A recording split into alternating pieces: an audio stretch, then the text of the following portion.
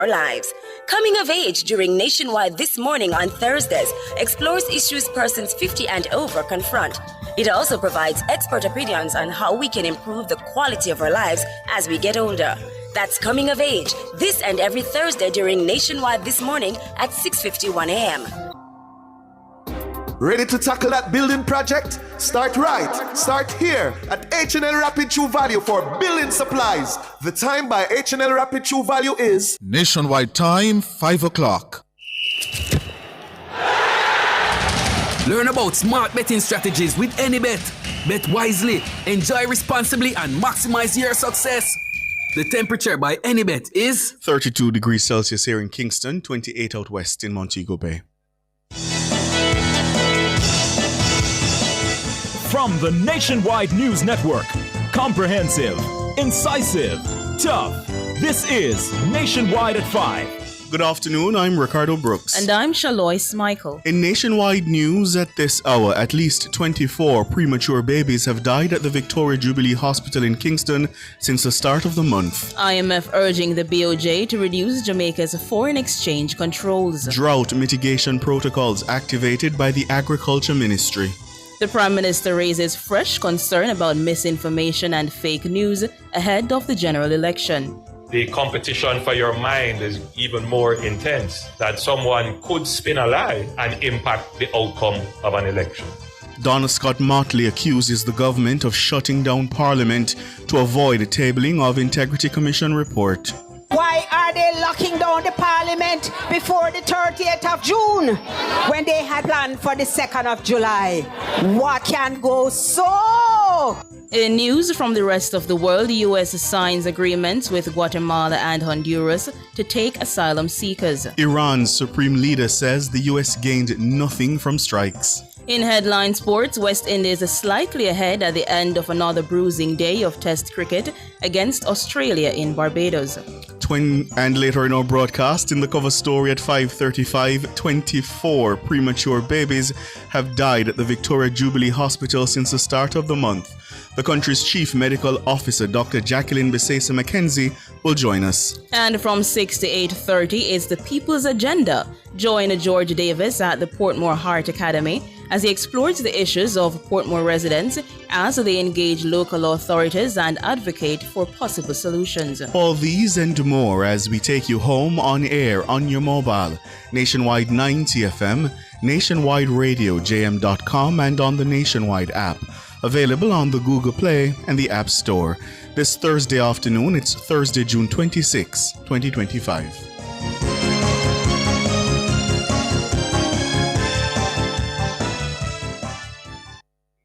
This hour is brought to you by KFC, celebrating 50 years of finger-licking good memories. KFC, it's finger-licking good. If it's news, it's got to be Nationwide 90 FM. And now to the details. At least 24 premature babies have died at the Victoria Jubilee Hospital in Kingston since the start of June. The deaths have prompted fears of an outbreak of infection at the maternal hospital. But while well-placed sources say there are currently no reports of an outbreak at the facility, it's understood the hospital has recorded higher than normal rates of premature births over the period. Some of the babies were also reportedly stillborn. Our sources say it is not unusual for the hospital to record a higher than usual number of neonatal deaths during this time of the year. When our news centre reached out to the Permanent Secretary in the Health Ministry, Errol Green, he confirmed the deaths but advised that he was in a meeting and could not provide additional details. The Chief Medical Officer, Dr. Jacqueline Besesa McKenzie, was similarly unable to give a detailed comment on the record. The leadership of the South East Regional Health Authority, SARA, has reportedly convened a high-level meeting to discuss the matter. Amid signs of resilience in Jamaica's monetary system, the International Monetary Fund, IMF, says there is greater scope for the Bank of Jamaica, BOJ, to reduce the country's foreign exchange controls. The fund is calling for a gradual reduction in surrender requirements and a scale back of the central bank's foreign exchange interventions. The recommendation comes as a part of the IMF's latest review of the country's economic performance and policy direction. Mahiri Stewart tells us more. The International Monetary Fund conducted its assessment of the country's fiscal and monetary performance earlier this month. Its report, released on Thursday, noted that Jamaica's foreign exchange, or FX market, while stable, has room for deepening. This, the fund says, is an important step towards improving market efficiency and enhancing monetary transmission. The IMF says Jamaica's inflation targeting regime, underpinned by strong international reserves and a stable exchange rate, has served the country well.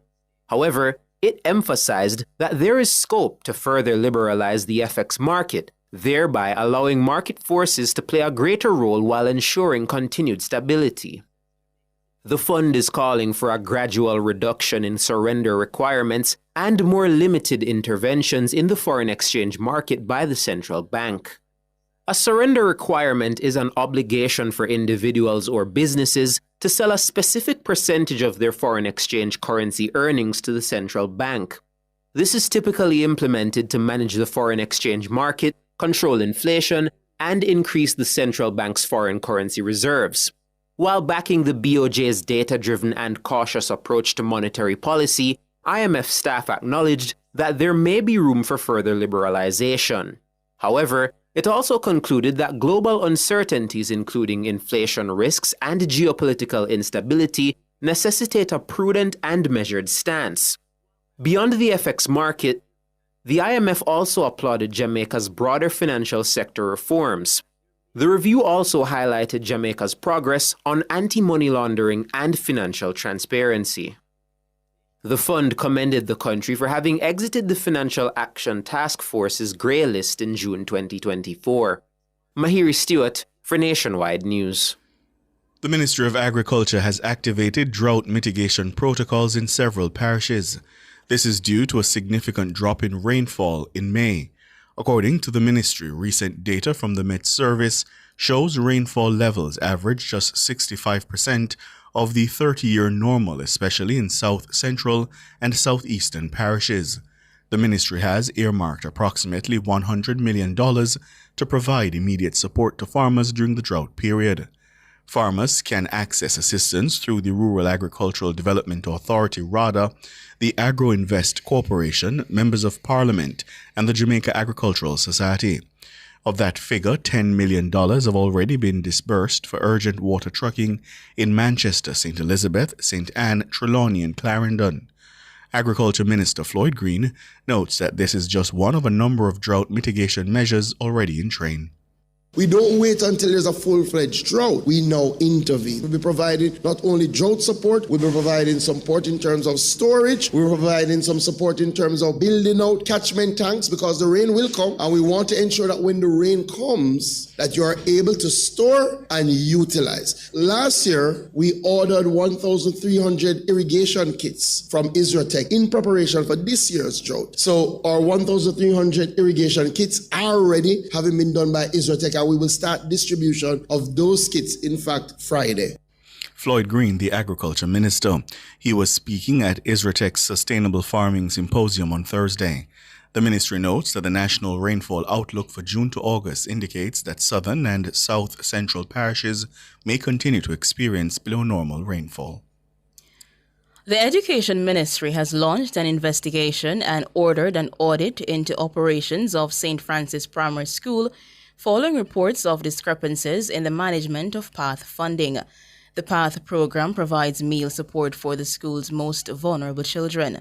The school recently advised parents of students on PATH that it would rather be scaling back the program to 3 times weekly, down from the recommended 5.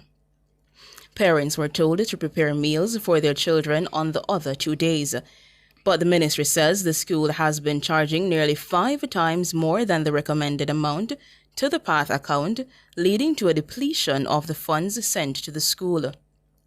Permanent Secretary in the Education Ministry, Dr. Kassan Troop, revealed that more than $4.6 million had been provided to the school to feed 154 PATH students for 109 school days. The ministry recommends a charge of $150 for meals for students in grades 1 to 3 and $200 for students in grades 4 to 6. St. Francis Primary has allegedly been billing the account at $650 per meal. Only 100 students are being fed. Dr. Troop says the funds provided were sufficient as the ministry covers the overhead costs associated with running the canteen. She's assuring parents the government will not tolerate any action that compromises the well-being of vulnerable students. School administrators have long complained that the PATH allocations are not sufficient to meet the needs of the students who rely on the program. The government has been ordered to pay $120 million to a man who spent 50 years in prison without a trial. George Williams, a mentally ill man, spent his entire working life behind bars. Justice Sonia Wint-Blair has awarded him $78.6 million in compensatory damages and $42 million in vindicatory damages. The government had reportedly initially offered him only $6 million. Williams was taken into custody sometime in December of 1970 on a charge of murder, but he was kept in custody at the court's pleasure because he was deemed unfit to plea.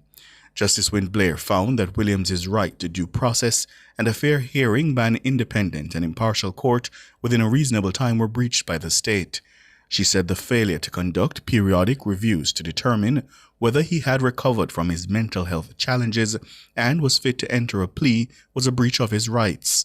Williams' case was highlighted by a 2020 Indicom report. He was one of 7 mentally ill men who had spent at least 40 years in prison without a trial. Another man, Noel Chambers, died in 2020 at the age of 81 after spending 40 years in a prison without trial. Williams was represented in court by attorney-at-law John Clark. A single lie, if told convincingly, can sway the outcome of the general election. So says the Prime Minister and the JLP leader, Dr. Andrew Holness. It is a great danger for us, and in particular in the time of an election where the competition for your mind is even more intense, that someone could spin a lie and impact the outcome of an election. And this has been shown and proven in many countries, not just Jamaica. The comment comes as Dr. Holness raises fresh concerns about what he says is the swirl of misinformation and fake news ahead of the polls. The country's 2 major political parties have been busy on the grounds, holding party meetings week after week across various constituencies. The governing JLP has sought to remind electors of its achievements and why it deserves a 3rd term in power. Meanwhile, the opposition PNP has been focused on the lack of work being done and what it plans to do differently should it form the next government. But according to Dr. Holness, his platform is driven by truth and integrity. You will not hear from the platform of the government anything that is negative, anything that is fake, anything that is not of the highest integrity of information. So we have committed to being the voice of positivity. We are committed to be constructive in whatever we say. We are not going to rely on negativity, of tearing down people and focusing on the gutter. We are going to raise your heads, raise your minds, and we are looking upward. Dr. Andrew Holness, Prime Minister and the JLP leader. He was speaking at the groundbreaking ceremony for the Port Antonio bypass in Portland on Thursday. Meanwhile, work has officially started on the $81 million bypass project in Portland. The bypass is a continuation of the Southern Coastal Highway Improvement Project. Speaking at the groundbreaking ceremony today, Prime Minister Holness says the construction will significantly mitigate against flooding and coastal erosion in the parish. Portland is a parish, Port Antonio, the main town, that is on the seaside. It's a coastal, low-lying area, and it is oftentimes impacted by weather events. And so what we are doing now is to move your road inland, protecting your mobility, protecting your other assets, land and businesses, and that will ensure resilience. That should there be a weather event that hits Portland, a part of your wealth and prosperity will be preserved. Construction of the bypass is expected to be completed in 2 years. Dr. Holness says the project will be executed in 2 phases. The new 18-kilometer corridor, divided into 2 phases, will divert through traffic from the fragile, congested coastal town centre, cutting travel time, reducing transport costs, and unlocking vast development potential inland. Today, we are launching phase 1 from Norwich to Turtle Crawl Harbour, a 7-kilometer stretch of a 4-lane roadway with safety-enhancing median barriers, newly constructed bridges, upgraded drain infrastructure, and designated bus shelters. The government of Jamaica has committed approximately US $81 million for the construction of this project and another $521 million for land acquisition, with over 200 parcels to be acquired in phase 1 alone. Prime Minister Dr. Andrew Holness. You're listening to the news on Nationwide at 5. We'll have more after these.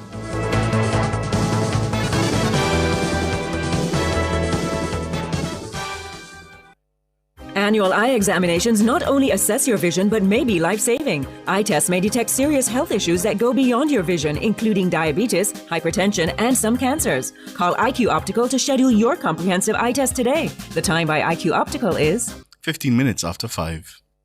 Rentokil Initial offers air purification solutions with triple filtration and unique auto-sensing capabilities that neutralizes malodor and replaces it with clean air. Call Rentokil Initial at 926-4236 for more details. The temperature by Rentokil is 31 degrees Celsius in Kingston City and 29 out west in Montego Bay.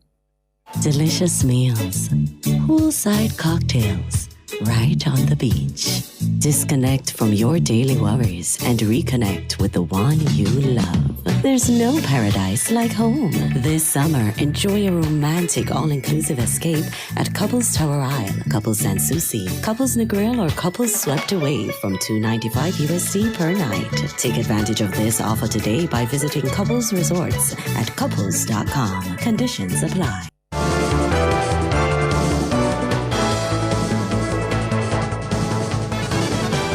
Continuing the news. Opposition spokesman on justice, Senator Donna Scott Motley, is accusing the JLP government of seeking to prematurely shut down Parliament to prevent the tabling of the Integrity Commission's annual report. I noticed that Parliament was scheduled to end on July 2nd. And suddenly now everything rush up and Parliament is ending on the 24th of June. You see, the Integrity Commission report, which disclosed that 8 of them were under investigation for illicit enrichment, under the law must be tabled by the 30th of June.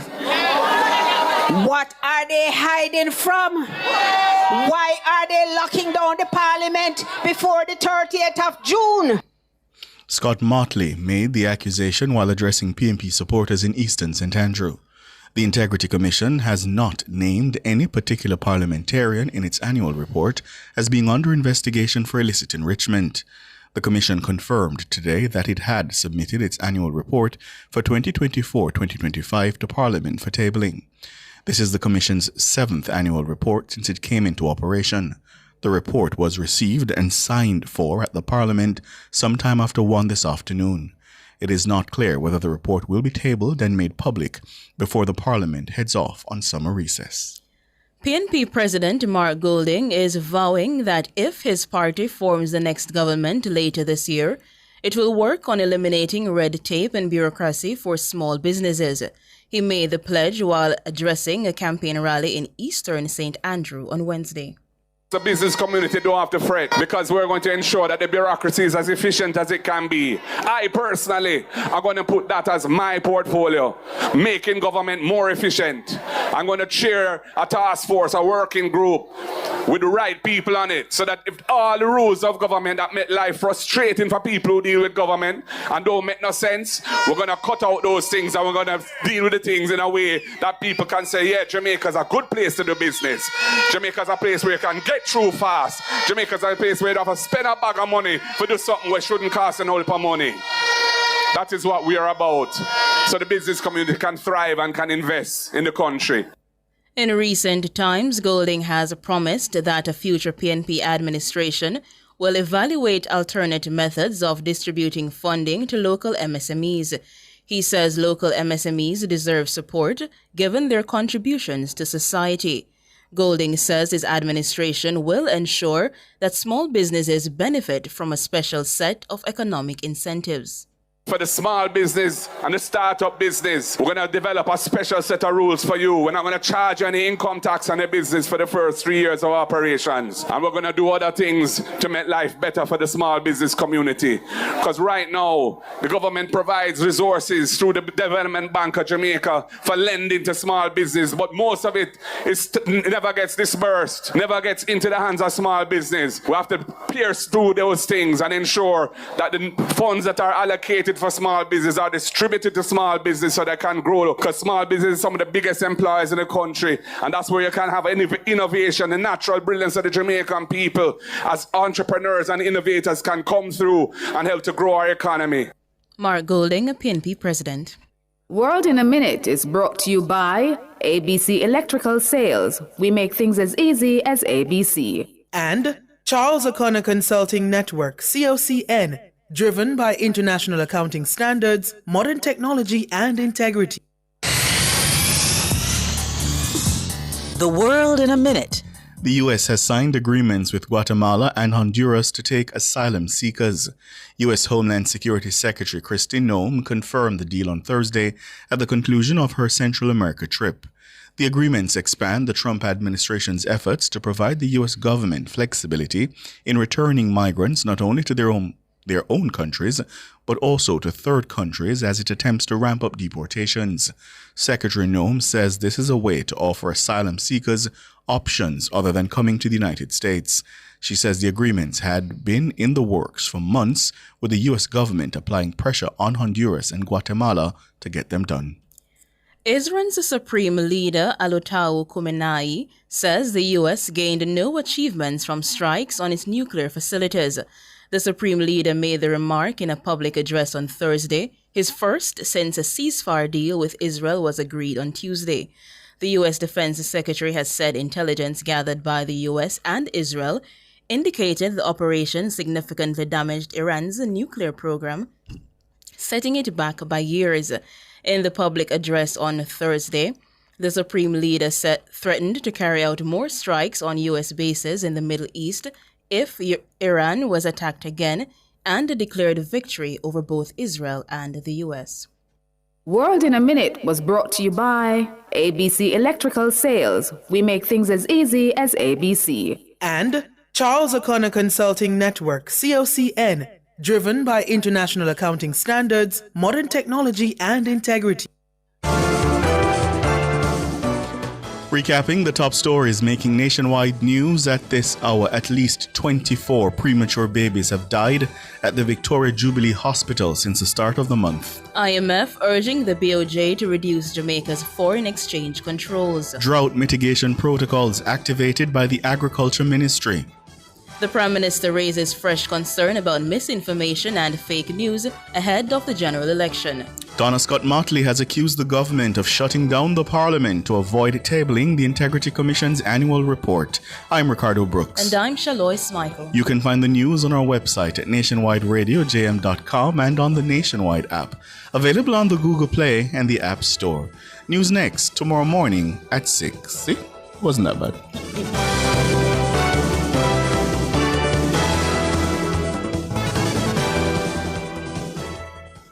Is your money idling when it could be thriving? With CIBC Caribbean's fixed deposit offering, you can take charge of your cash. With 50,000 Jamaican to start, choose terms from 30 days to 2 years. Lock in your funds and enjoy premium rates guaranteed to grow your wealth. Whether you're eyeing short or long-term gains, our fixed deposit account puts you firmly in control of your money. Now is the time to open a CIBC fixed deposit account and start earning more today. CIBC, ambitions made real. Join us for the Realigned Business and Investment Conference, Wednesday, June 25, 8:30 a.m. to 5 p.m. at the Jamaica Pegasus Hotel in Kingston, featuring keynote speaker Ambassador Audrey Marks, Ambassador Ginetta Lissa, and visionary investor David Mullings. This event focuses on investments and partnerships, powering economic prosperity, engaging global Africa. Don't miss this opportunity to connect, invest, and grow. Call 876-286-0501 for details. Be a part of the movement. Realign your future today. Share in the experience at Fontana Pharmacy. We have a wide variety of items in store just for you. Fill your prescriptions while you shop. And senior citizens enjoy 10% off. Shop household, cosmetics, toys, and many other departments. We also offer curbside pickup and delivery. Visit our website at fontanapharmacy.com. Fontana Pharmacy, where it's all good inside. 50 years of dreams. 50 years of finger-licking good memories, yeah. Thank you, Jamaica, for 50 years of finger-licking good memories. KFC, it's finger-licking good. Sports at 5 is brought to you by Total Tools. Total Tools, every tool, every trade.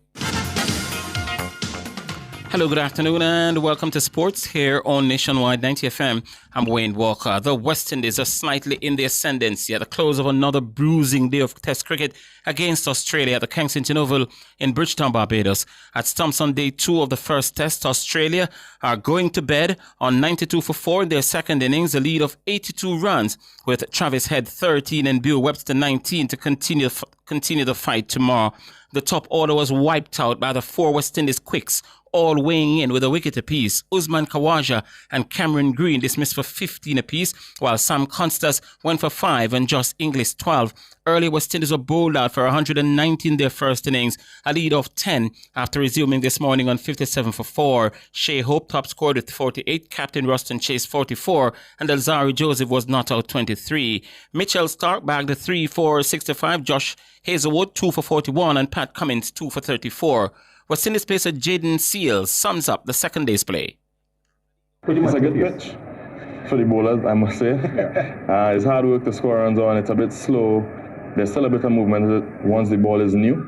And I think both teams utilized the new ball very well, and then they kept building pressure in the middle overs. And then today we came back. We had to bowl again after not much rest yesterday, but getting to come back and bowl and build pressure on the Australians and get 4 wickets at the end of the day was a good thing for us. That's Jaden Seals. Meanwhile, Usman Khawaja, who was dismissed for 47 on Wednesday's opening day of the Test match, is currently at the centre of what's been described as an off-the-field distraction for the Australian team. Khawaja refused an interview with an Australian sports radio station, SEN, after the first day's play in protest over the decision by the station to fire journalist Peter Layla 4 months ago due to his outspoken support of the Palestinians. Khawaja, too, has been vocal in protesting the death of tens of thousands of Gazan civilians during Israel's 21-month military assault on the territory after a Hamas-led attack on southern Israel that killed about 1,200 people and took 250 hostages on October 7 of 2023.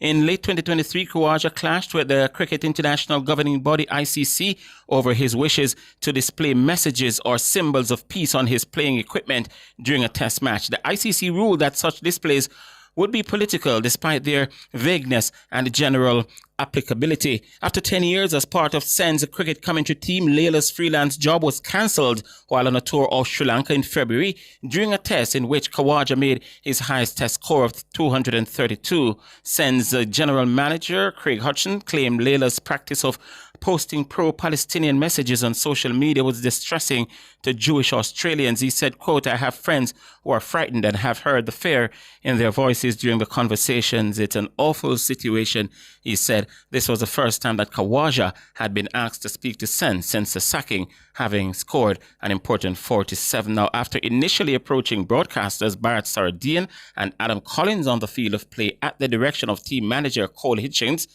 Khawaja then noticed the SEN branding on the microphone, and he then raised a hand to the commentators before walking away.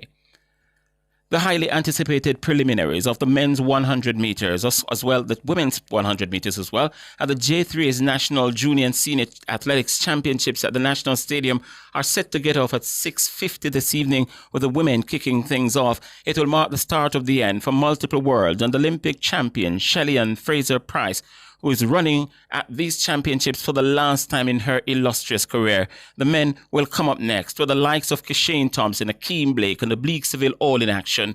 Meanwhile, the big three are through to the men's 400 meters hurdles final. The semi-finals went off a short time ago and Rashawn Clark took semi-final 1, 49.01. Sini Wilson won semi-final 2, 49.27, and semi-final 3 went to Malik James King in 50.74.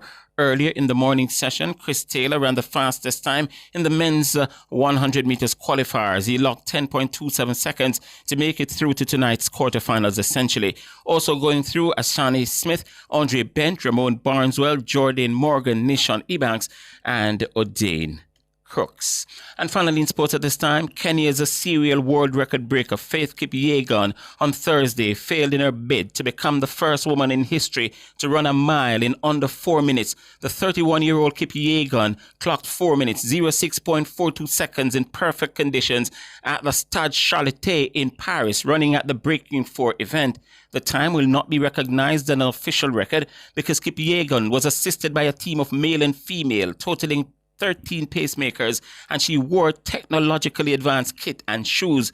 The time was 1.22 seconds faster than her world record of 4 minutes 07.64 set in 2023, nearly 5 seconds faster than any other female athlete in history has run for the distance.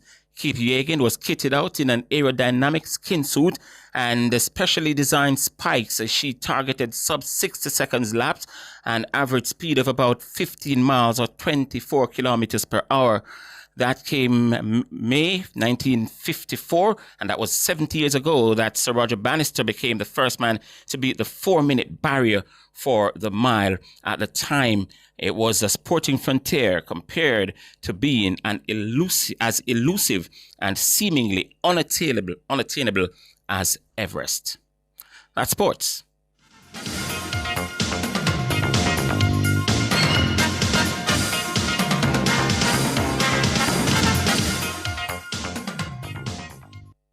Sports at 5 was brought to you by Total Tools. Total Tools, every tool, every trade. Bosco Bell St. Mary is your newest gateway to Miami. Daily flights are available for your convenience. The temperature brought to you by the Airport Authority of Jamaica is 31 degrees Celsius here in the nation's capital, Kingston. It's 28 in the western city, Montego Bay. Delicious meals, poolside cocktails, right on the beach. Disconnect from your daily worries and reconnect with the one you love. There's no paradise like home. This summer, enjoy a romantic all-inclusive escape at Couples Tower Isle, Couples Sans Souci, Couples Negril, or Couples Swept Away from $295 USD per night. Take advantage of this offer today by visiting Couples Resorts at couples.com. Conditions apply. Outperform, outlast, with top performance, Jackama, reliable, full stop, not comma. We have the expertise for drilling and demolition. We have the power tools for plumbers and electrician. Fancy select tools, 3 parts and 3 repairs. 3 parts, 3 repairs. In 2 to 3 years. Hilton, available at Delta Supply, 106 Hagley Park Road. Call us at 876-302-61124. Delta Supply, we service what we sell. Tired of waiting for your ride? Want safety and peace of mind on every journey? Amber On Time is here! With verified drivers, real-time vehicle tracking, and panic button with armed security response, your safety is our priority. Reliable service, easy booking, premium experience, it's all just a tap away. Download Amber On Time today. Share in the experience at Fontana Pharmacy. We have a wide variety of items in store just for you. Fill your prescriptions while you shop. And senior citizens enjoy 10% off. Shop household, cosmetics, toys, and many other departments. We We also offer curbside pickup and delivery. Visit our website at fontanapharmacy.com. Fontana Pharmacy, where it's all good inside. Looking for superior quality transportation from an international award-winning provider? Well, look no further. Choose Island Car Rentals, Jamaica's leading car rental company, setting the standard for road transportation in Jamaica. For over 50 years, Island Car Rentals has been your trusted partner for reliable, top-quality vehicles. But we're more than just a car rental company. Need an airport transfer at any hour? Heading out of town and want to travel in style with a private chauffeur? Need a truck to rent for business or personal use? Or maybe you need a customized shuttle or tour for a large or a small group? Whatever your transportation need, Island Car Rentals has you covered. Call us today at 876-926-8012 or 876-929-5875 or visit www.islandcarrentals.com to book your next trip. Because Island people take better care of you.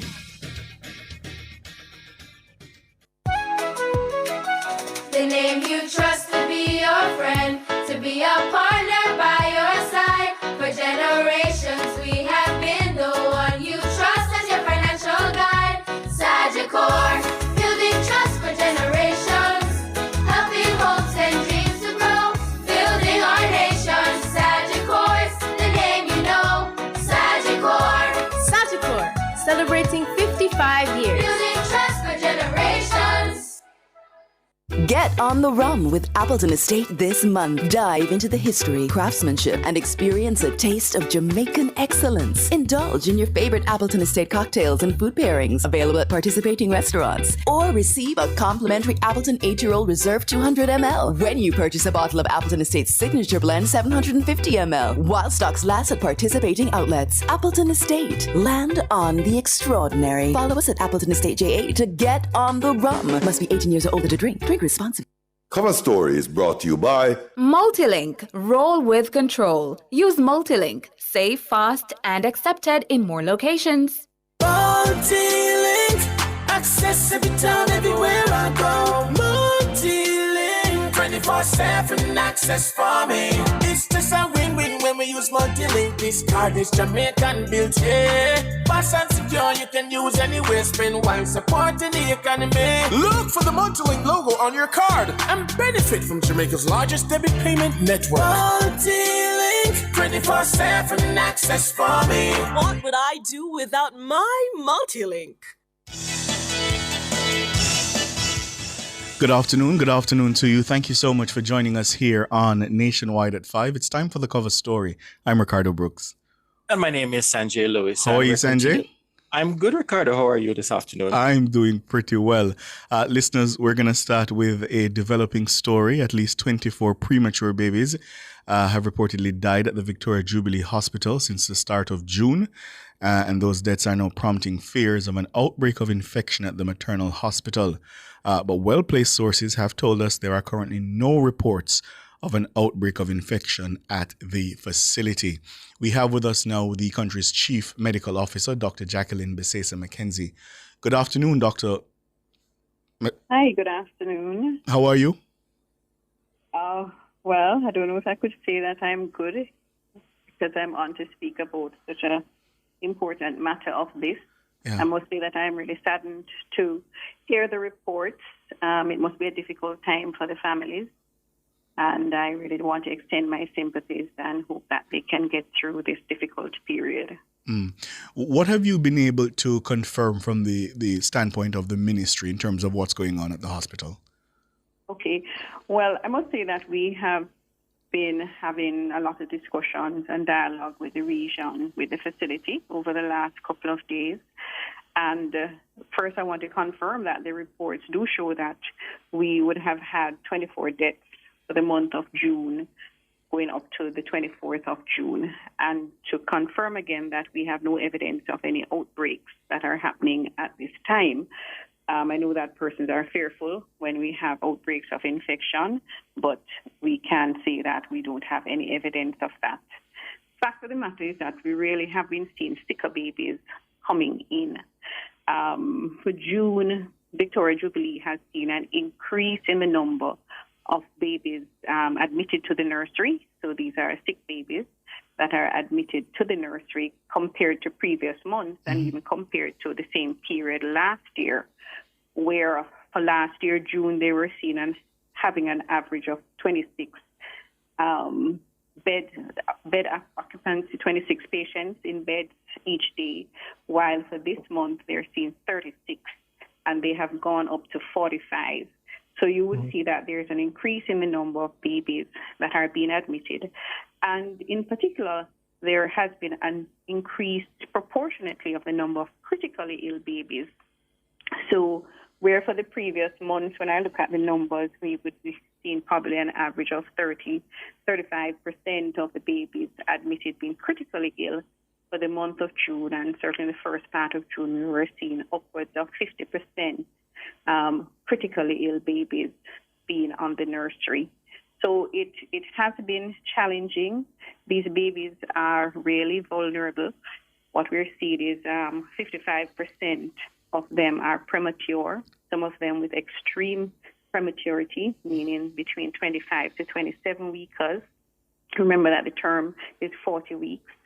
And we have been seeing them with low birth weight, about 60% with low birth weight, some of them with extremely low birth weight, which is less than 1,000 grams, which is actually less than half a pound. So this makes them very, very vulnerable. They have been admitted with varying illnesses, which have added on to their vulnerability, respiratory distress syndrome, most of them presumed sepsis, some with hypoxic ischemic encephalopathy, and some with congenital abnormalities. So these babies are quite vulnerable, and it is a challenge to really support their delicate physiological systems while at the same time administering treatment to manage the specific illnesses. And, it's a critical, very, very critical time for any newborn, but even so for these babies that are particularly vulnerable. And so while when I look at the overall numbers, I think we have been having pretty good success in getting these babies past this difficult period. Some of them do succumb to their illnesses. And this is what we're seeing now with these increased numbers. At the start of this period of time, June, because June, July, August, going into September, October, we start seeing the increase in deliveries at this time and the admission to the nursery. So, the efforts that we have to put in place to try to get these babies over this difficult period is really huge. I must say that I think that the response of the Victoria Jubilee team and the team at the region has been really good. The fact that they have been able to prevent any kind of outbreaks with the interventions that they have put in, seeing the increase in numbers, they would have made efforts to increase the separation of the babies in the area and to improve their infection prevention and control measures so that we can safely say that we're seeing no evidence of healthcare-acquired infections. And when was the Ministry of Health officially notified of these deaths? The region would have, the deaths started to increase in the first 2 weeks of June, and the regions became aware of it in through their routine inspections, and so they would have put their interventions in place and would have acted, I believe, with providing good guidance to the facility. Certainly there would have been no evidence of an outbreak, and so while it is that persons within the ministry would have been also providing support, because as we started it, I would say from May, we would have started to increase our overall supervision and oversight of the different areas, having had several meetings. I mean, today and yesterday they would have had training sessions, because we know that we are in this period. There has been increased oversight. So the region would have recognized and acted promptly. In terms of an official report to the ministry, I cannot say that it would have been necessary at the time when they first noticed it, but certainly as the numbers would have increased, they would have advised us. And just to be clear, Dr. Bisesa McKenzie, what has been the percentage increase in these deaths when compared to, for example, May or the other months? I think let me just quickly bring up those numbers so that I'm telling you the... And as you do that, Dr. Bisesa McKenzie, also compared to last year at the same time, as you have indicated that once you're touching this period, you are seeing a spike. Right. So certainly there's a definitely increased compared to the earlier months, January to May, because when we look at the rate, the neonatal death rate, from January to May, we would have seen about a 14.8 per thousand, which we compare per thousand live births. Mm-hmm. So it would have been 14.8. And when you look at these numbers now, it is over 70 per thousand. So there's no doubt that this is an unusual situation, which is brought about by this increase in the number of critically ill babies coming into the nursery. So that's that very significant spike, Doc. So I know you say there's been an increase in the numbers of critically ill babies, but has any investigation been done to ascertain why that might be happening compared to the previous 5 months? As I said, we have been having discussions all week on this, and we have looked at preliminarily. I can't say that we have finished our investigation, and so this is why I'm able to tell you what are some of the illnesses that these babies have, and how many of them are premature, how many of them with low birth weight, because we have been looking at the cases to see if there's any kind of commonality. Any kind of common thread, if there's any signs of any healthcare-acquired infections, etc., which we know in the past have been the reasons why our numbers spike. So yes, we have been investigating, looking at each case individually. We've looked at the culture reports. Most of the babies, about 80% of the babies would have been cultured. Very few of them would have come back with any positive reports. And when you say they have been cultured, what does that mean? So the babies are screened for infection. Mm-hmm. So usually, so some of them would have come in, and based on the conditions surrounding delivery or what we see at delivery, there may be the distress that the baby is in and the other symptoms. There may be a presumption of sepsis, and so the babies would have been screened. There are other babies that just because of the illnesses that they have and because of their vulnerability, they would have been screened to see if there are any infections that are there. Right. Go ahead, Sanjay. And what assurances, in essence, can you give to expecting mothers now across Jamaica tonight that public maternity hospitals remain safe for delivery and postnatal care? I think, I would really want to reassure persons and say, yes, we do offer good care, excellent care in our institutions. The fact is that there are various factors that will contribute to the babies being born critically ill. When you look at nurseries and high dependency areas, it is the babies who are sick, the very sick babies that are admitted to these areas. And so, therefore, the effort that has to be put in order to increase our survival of these babies is tremendous. So what we really want to do is to prevent the babies from being born with these kind of conditions. And the ministry has been increasing its effort in these areas, certainly in terms of our messages, media campaign that we have presently on about improving antenatal care, getting our mothers to come in so we can detect any problems, because, of course, our mothers with chronic diseases, diabetes, hypertension, right. etc. And if you could forgive me, Doc, for interrupting, because that's something else I wanted to ask. Whether the preliminary investigations had shown you any kind of similarities or commonalities between these mothers or among the mothers who have who are the mothers of these babies that could perhaps explain the spike. Right. So we are still looking at all the factors. I must say that we haven't done all the investigations as yet in terms of the moms, but what we do know is that 50% of the mothers were below 24, with 25% of them being less than 20. We know that the very young persons are more vulnerable, especially in the first pregnancies. And we would have 12.5% of our mothers that were over the 35 years, where we would consider them to be at an advanced maternal age. And then, of course, we had some of those that were very advanced.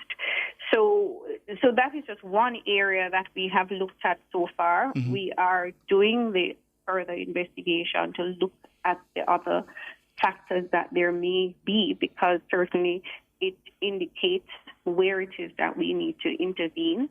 I can't really overemphasize the importance of adequate antenatal care, so that we can get our mothers who are, likely to run into problems discovered early, so that we can have early intervention.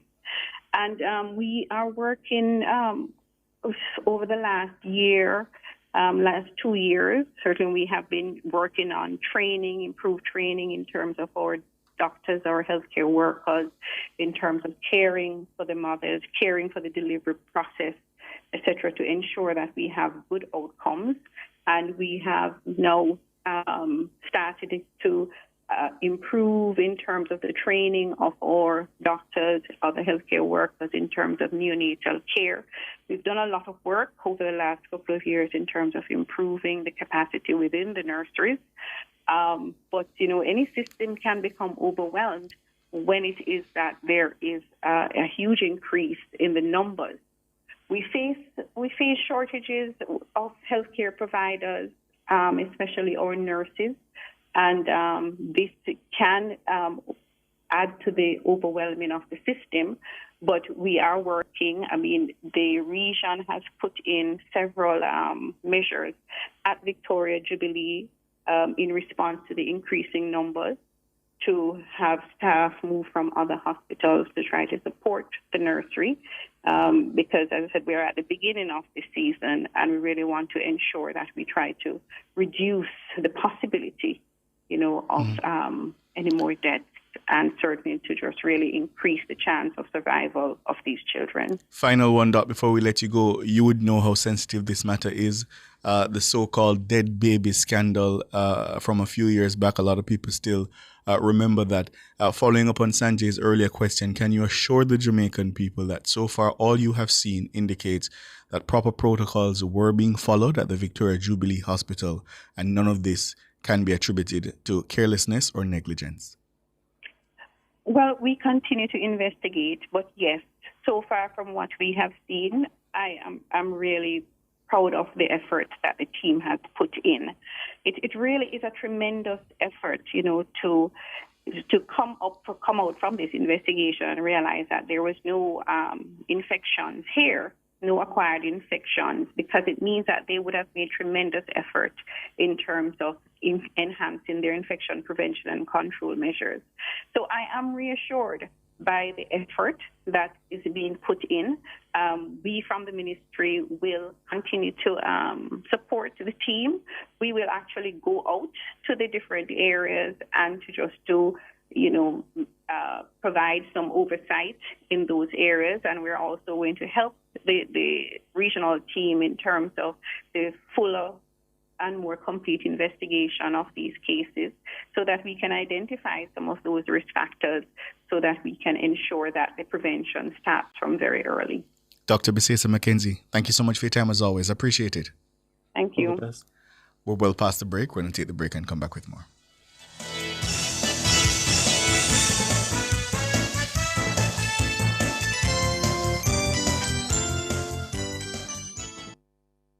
Clear your barrels and personal shipments with ease and convenience. Request a customs contactless clearance today through CCP at jca.gov.jm. The time by the Jamaica Customs Agency is 6 minutes to 6. Burnt Shack fried chicken always ready. Burnt Shack, original crispy. Burnt Shack, Cajun spicy. Burnt Shack, a barbecue. Burnt Shack, we are going Burnt Shack. The temperature brought to you by Burnt Shack Fried Chicken in Kingston, Montego Bay and Ocho Rios is 31 degrees Celsius in Kingston, 27 out west in Montego Bay. The future belongs to the bold, to those ready to realign with purpose and prosperity. Realign 2025 connects Africa and the Caribbean, where innovation meets investment. Speakers include Senator the Honorable Audrey Marks, Nigerian Ambassador Janet Olisa, David Mullings, Anthony Hilton, and Christopher Denny. For investors, access to high potential ventures. For SMEs, funding partnerships and global market entry. June 25 at the Jamaica Pegasus Hotel. Realign with your destiny. Register now at entrepreneurs.com/re-align. Make a toast to your future. The JTA Cooperative Credit Union is by your side. All educators, the best is what you deserve. We'll keep your dreams alive. Competitive loans to help you grow. We'll take you higher. Great returns on your savings. A bright future is in the making. Build the best you with the best credit union. We are committed to serving you. The JTA Cooperative Credit Union, serving our members, impacting lives positively. Thank you so much for staying with us here on Nationwide at 5. It's the cover story. I'm Ricardo Brooks. And my name is Sanjay Lewis. And we're switching gears now to the collapse of that pollution case against Wisynco. The case collapsed when the office of the DPP decided that it would no longer be legally viable. The Director of Public Prosecutions, Paula Llewellyn, joins us now. Good afternoon, DPP.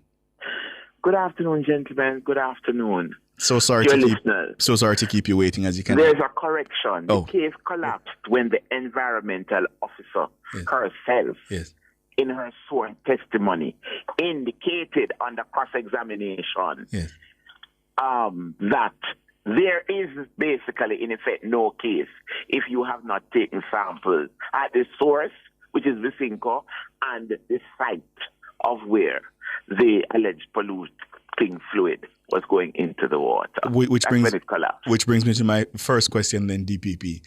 When those the statements were sent over to your office, along with whatever other evidentiary material NEPA may have had, during the review, was it not observed that it did not meet the required threshold to proceed with prosecution? Well, the thing is that the prosecution had already commenced.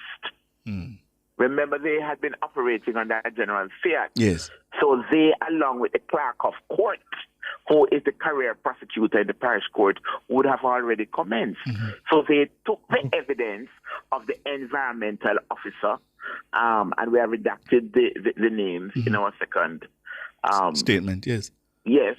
And she has a degree in marine biology, and she has also done courses in freshwater biology and pollution biology. And she, in her evidence, under the cross-examination, it really was telling. If you look at it, we have tried to outline it. And we didn't do it before because we didn't want to, I'm not a tear-down artist. We just...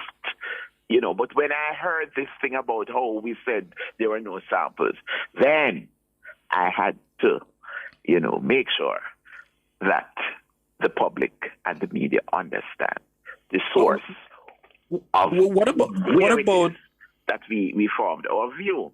And not only that, the the areas that Mr. Francis spoke of, and don't get me wrong, we have had a very good positive conversation, and he pays every respect to the fact that we are prosecutors and they're career prosecutors and they are not. You see, administratively, it reminds me of what used to happen with the contractor general, who would make a big thing about what were really administrative breaches, and as far as he's concerned, the person was literally guilty.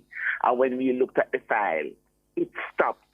It was below the threshold required. So do you need so do you need the ability then, or perhaps NEPA, to be able to issue some kind of administrative sanctions in some of these matters? I believe so. I think they need to move to that, because you see what they are doing is taking their senses. They had, under the Wastewater Act regulations, had a total plan. This is what they get from the companies in these watershed areas. And they, according to the plan, detailed plans, they know what sort of effluent or trade effluent is supposed to go through the pipes. But Courthouse does not deal with assumption and speculation and suspicion. You have to prove that on the day of the commission of the offense, you have to prove each ingredient. But the environmental officer, if you look at it, she said no sampling was taken at the site, that is the source, or at the site of where the liquid was seen going into the river. And a question was asked. You are aware that the general areas of the Dyke Road, which is where Mr. Francis and which they said they took the samples, are nearby to an entity called the Soapberry Wastewater Treatment Plant? Yes. You are aware that the plant processes wastewater? Yes.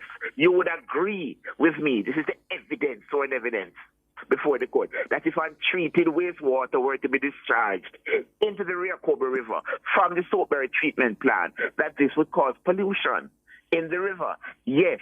On July 18, you did not visit the Wisynco plant. No, I did not. You cannot speak to anything that may have happened on that day. Correct. You are familiar with where Wisynco is located? Yes. I would take it, therefore, that you are aware that the Dyke Road, which is where they did the sampling, is some distance from Wisynco Group Limited. And yes. Pause for me, DPP. Pause for me, DPP. I know Sanjay has a question and then I have one. Go ahead, Sanjay. Yes. Yesterday, DPP, the executive director of NEPA indicated that you don't necessarily need the samples. There are other provisions under the Act which allows for charges to be brought against the company. And they indicated that there was a broken pipe, that the company admitted that it belongs to them. But there was no statement from anybody in the company saying that. There was no statement. You have to bring that evidence before the court of the person saying, yes, not only that there was a broken pipe, but what exactly was in it. So the site warning notice that was signed and accepted. That is just a warning notice, like when you're warning somebody who has been in a traffic accident causing death by dangerous driving, and you warn them that they may be prosecuted. Yes. But that is not going to carry. You can't use that paper now. Yes. It's not going to grow a mouth, arms and legs, and give the evidence of what was in the pipe at the source. You have to prove it. You see the point? Yes. They are looking at it as it reminds me of what they used to have with the contractor general. When you are going to go to the criminal court, each and every ingredient of an offense, when you look at the legislation or the provision, must be proved to the tribunal of fact and law beyond a reasonable doubt.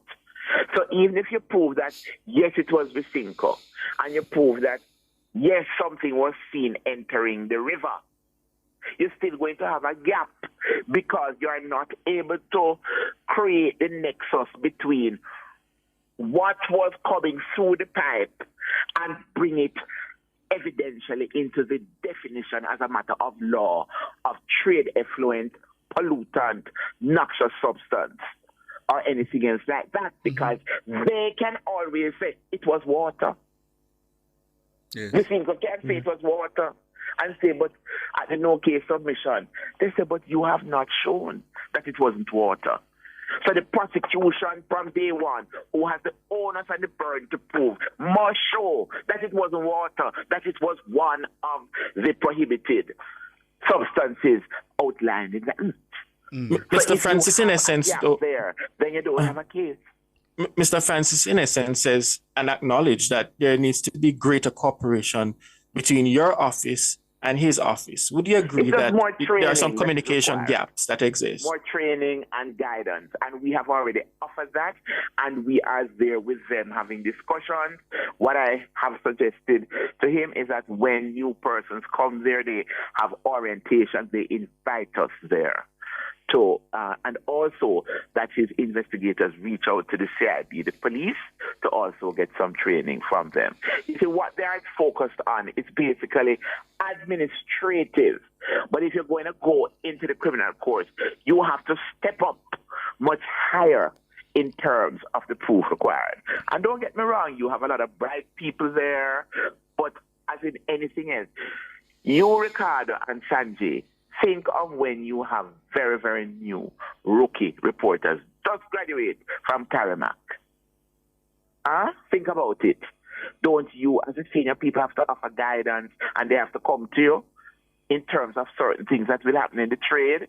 You check them out 5, 7, 8, 10 years later, and it's a different person because of experience. Remember now, as prosecutors, we do this every day. Fair. Every day. So you talk, prosecutors speak. As you look at the file, as I looked at these questions, as you look at the question and answers. Now here's another one. Yet despite the distance, here it is, with Mr. Francis was talking about the sampling done at 5 kilometers. The question from the cross-examiner. In contrast, so if you measure along the Rio Cobra River from Wisinko Group Limited to the Dyke Road location, you'll find a distance of approximately 5 kilometers. Yes, it's about 3.5 miles. DPP? In contrast, the Soapberry wastewater treatment plant is approximately 2 kilometers from the Dyke Road area or less. Yet DPP? The distance from Wisinko to the Dyke have Road, to. there were no water samples taken at Wisinko. I have to interrupt you, DPP. I have to interrupt you. And I understand that this could very well be the last time we have an interview. Well, not necessarily. In your existing capacity. Well, I still have 2 months to go. But very well. I was just saying elsewhere that I don't know if you're going to have anybody else who will volunteer. Well, I hope you impress upon. I hope you impress upon your successor to continue. But thank you for your time, DPP, as always. You are so welcome. I hope we have been clear in what we sent out. And as I said, we have a good professional relationship with NEPA, but it's just that they are not career prosecutors. All right. We are.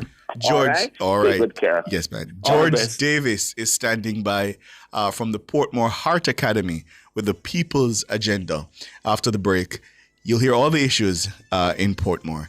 My name is Ricardo Brooks. That's Sanjay Lewis. This has been The Cover Story.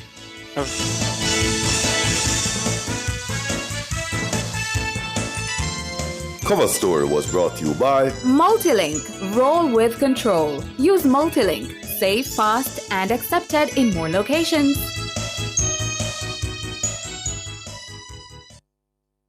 50 years of dreams.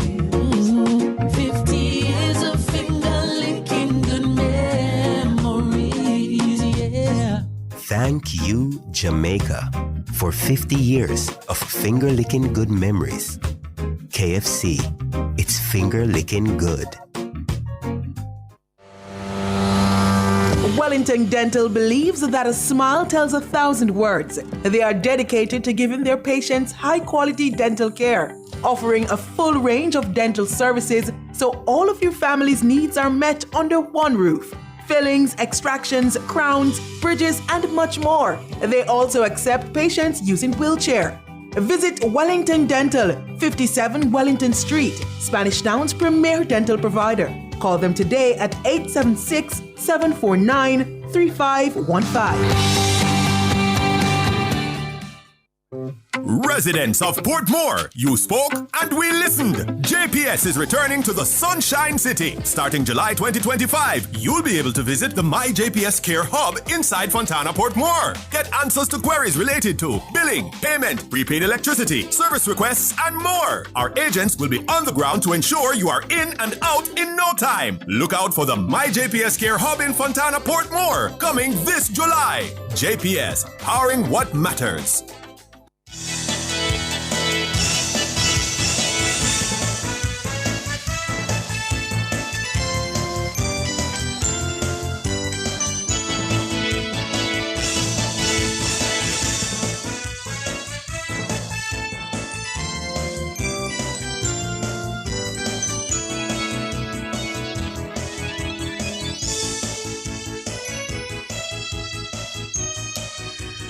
Good evening, good evening, good evening, good evening. Welcome to Nationwide at 5, a special edition. We are coming to you with the People's Agenda from Portmore in St. Catherine. Properly, it's the Sunshine City, but there's so much breeze over here today, we should temporarily rename it the Windy City because we are struggling to keep our paper intact. We are here because there are several issues that are important to the people of Portmore that need ventilation, and the intent of the activity today is to put the people in direct touch with the representatives of those service providing entities such as the JPS, the NWC, community services, municipal services, to transmit directly the challenges that they're having and to see how they can best be resolved. We have on the lineup today, as I intimated, people representing those entities, and of course it's all about the Portmore residents, and we expect them to fill up this hall here at the Portmore Heart Academy not too long from now. I am set to start with a political representative, Robert Miller. You know him as the Member of Parliament for South St. Catherine. And South East St. Catherine, South St. Catherine is my friend Fitz Jackson. The reason I said South St. Catherine is because Fitz Jackson was set to be here. I had a conversation with him earlier today. He expressed that consequent upon attempts, in his view, to politicize the event, not by us, of course, we just announced that we would be here, but the South St. Catherine MP says that given what he sees as attempts by other forces to politicize the event, he is respectfully withdrawing his participation. He wasn't a willing participant at first, but we talked him around and we sought to assure him that it would be non-partisan. He'd be here representing himself and his party, and of course offering a focal point for the people who fall in his constituency of South St. Catherine. But he says that events have overtaken that original understanding that he had, and he doesn't feel it is in his best interests to be in here this evening. So in case you were wondering, because we know that people will start saying, oh, how come the JLP are represented? We invited the PNP officials. Fitz Jackson agreed to be here, but earlier today in a conversation with me, I sent him a voice note and he sent me one. And he explained that he had to respectfully withdraw from the proceedings. I have to my right, South East St. Catherine's Robert Miller. Bridget, you shouldn't react to me getting that wrong. Fitz Jackson was top of mind. I can't make a mistake with your constituency. I wonder why. You wonder why? My constituency. But because he is not here, so I had to, I've been programming myself to tell the listeners and the viewers at the top why he was absent from the proceedings. Or you're prophesying that I'll be the next member of Parliament. South St. Catherine. I'm not in the prophecy business, I'm in the journalism business. There you go. We're expected to be joined at some point during the broadcast by the Member of Parliament for East Central St. Catherine, Alando Terlong. He should be here. He's attending upon a graduation. MP Miller is coming from a graduation. It is graduation season. And so the representatives have to be all about, because this is how they connect with their constituents. It is a significant part of what they do. Beyond the politics, though, Portmore has come such a far way, and allow me, MP, to just engage in my preamble. I've been coming here to Portmore in St. Catherine consistently since 1992. That's the year, as a 10-year-old, I started high school. And all of we had in my class at Jonathan Grant High, maybe, say we had 14 boys, maybe 12 of them lived in Portmore.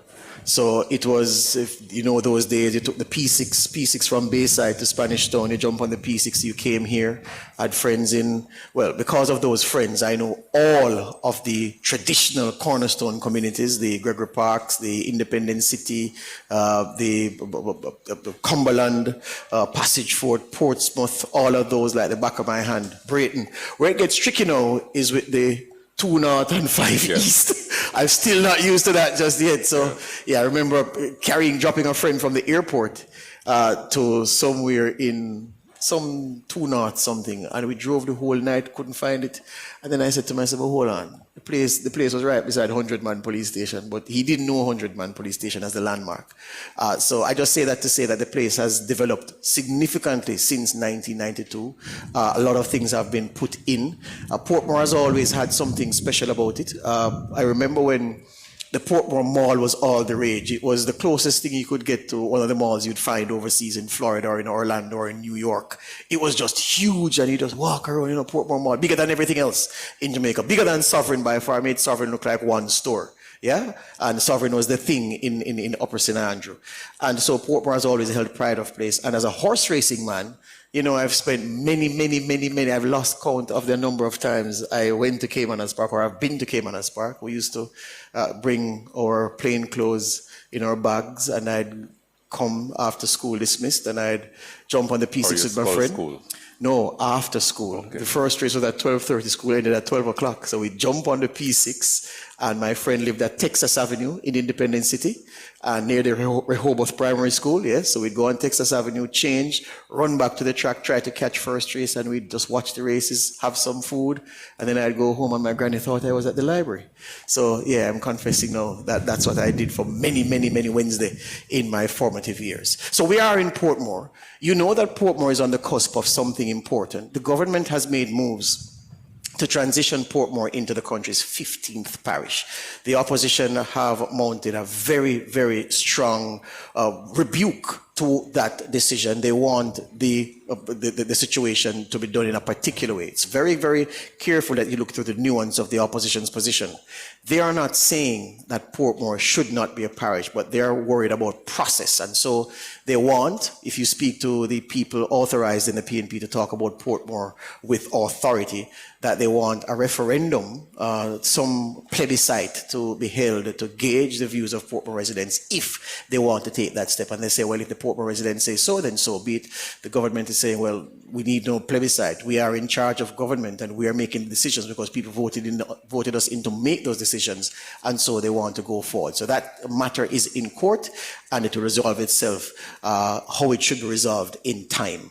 I don't want to say time to come, because then you're going to accuse me of something else, but there you go. And you're going to say choose Jamaica, and then we're going to get into the back and forth. Not time for that yet. Anyway, enough of the preamble. MP Miller, you're the man in charge. You took down Colin Fagan, 1,094 votes between you at the end of election day in 2020, 5 years ago almost. Just a correction, 1,124. I looked at the EOJ numbers and it said 1,094, 6,829 to 5,735. So maybe those numbers were preliminary, and then when the official numbers came, you have the number you have. Fine, I won't argue with you over your own numbers. In the 5 years that you've been here, how has the city trended in terms of this delivery of services to the people who live here is the first question. The delivery of services, let me say thanks for having me. Thanks to persons that are here and online.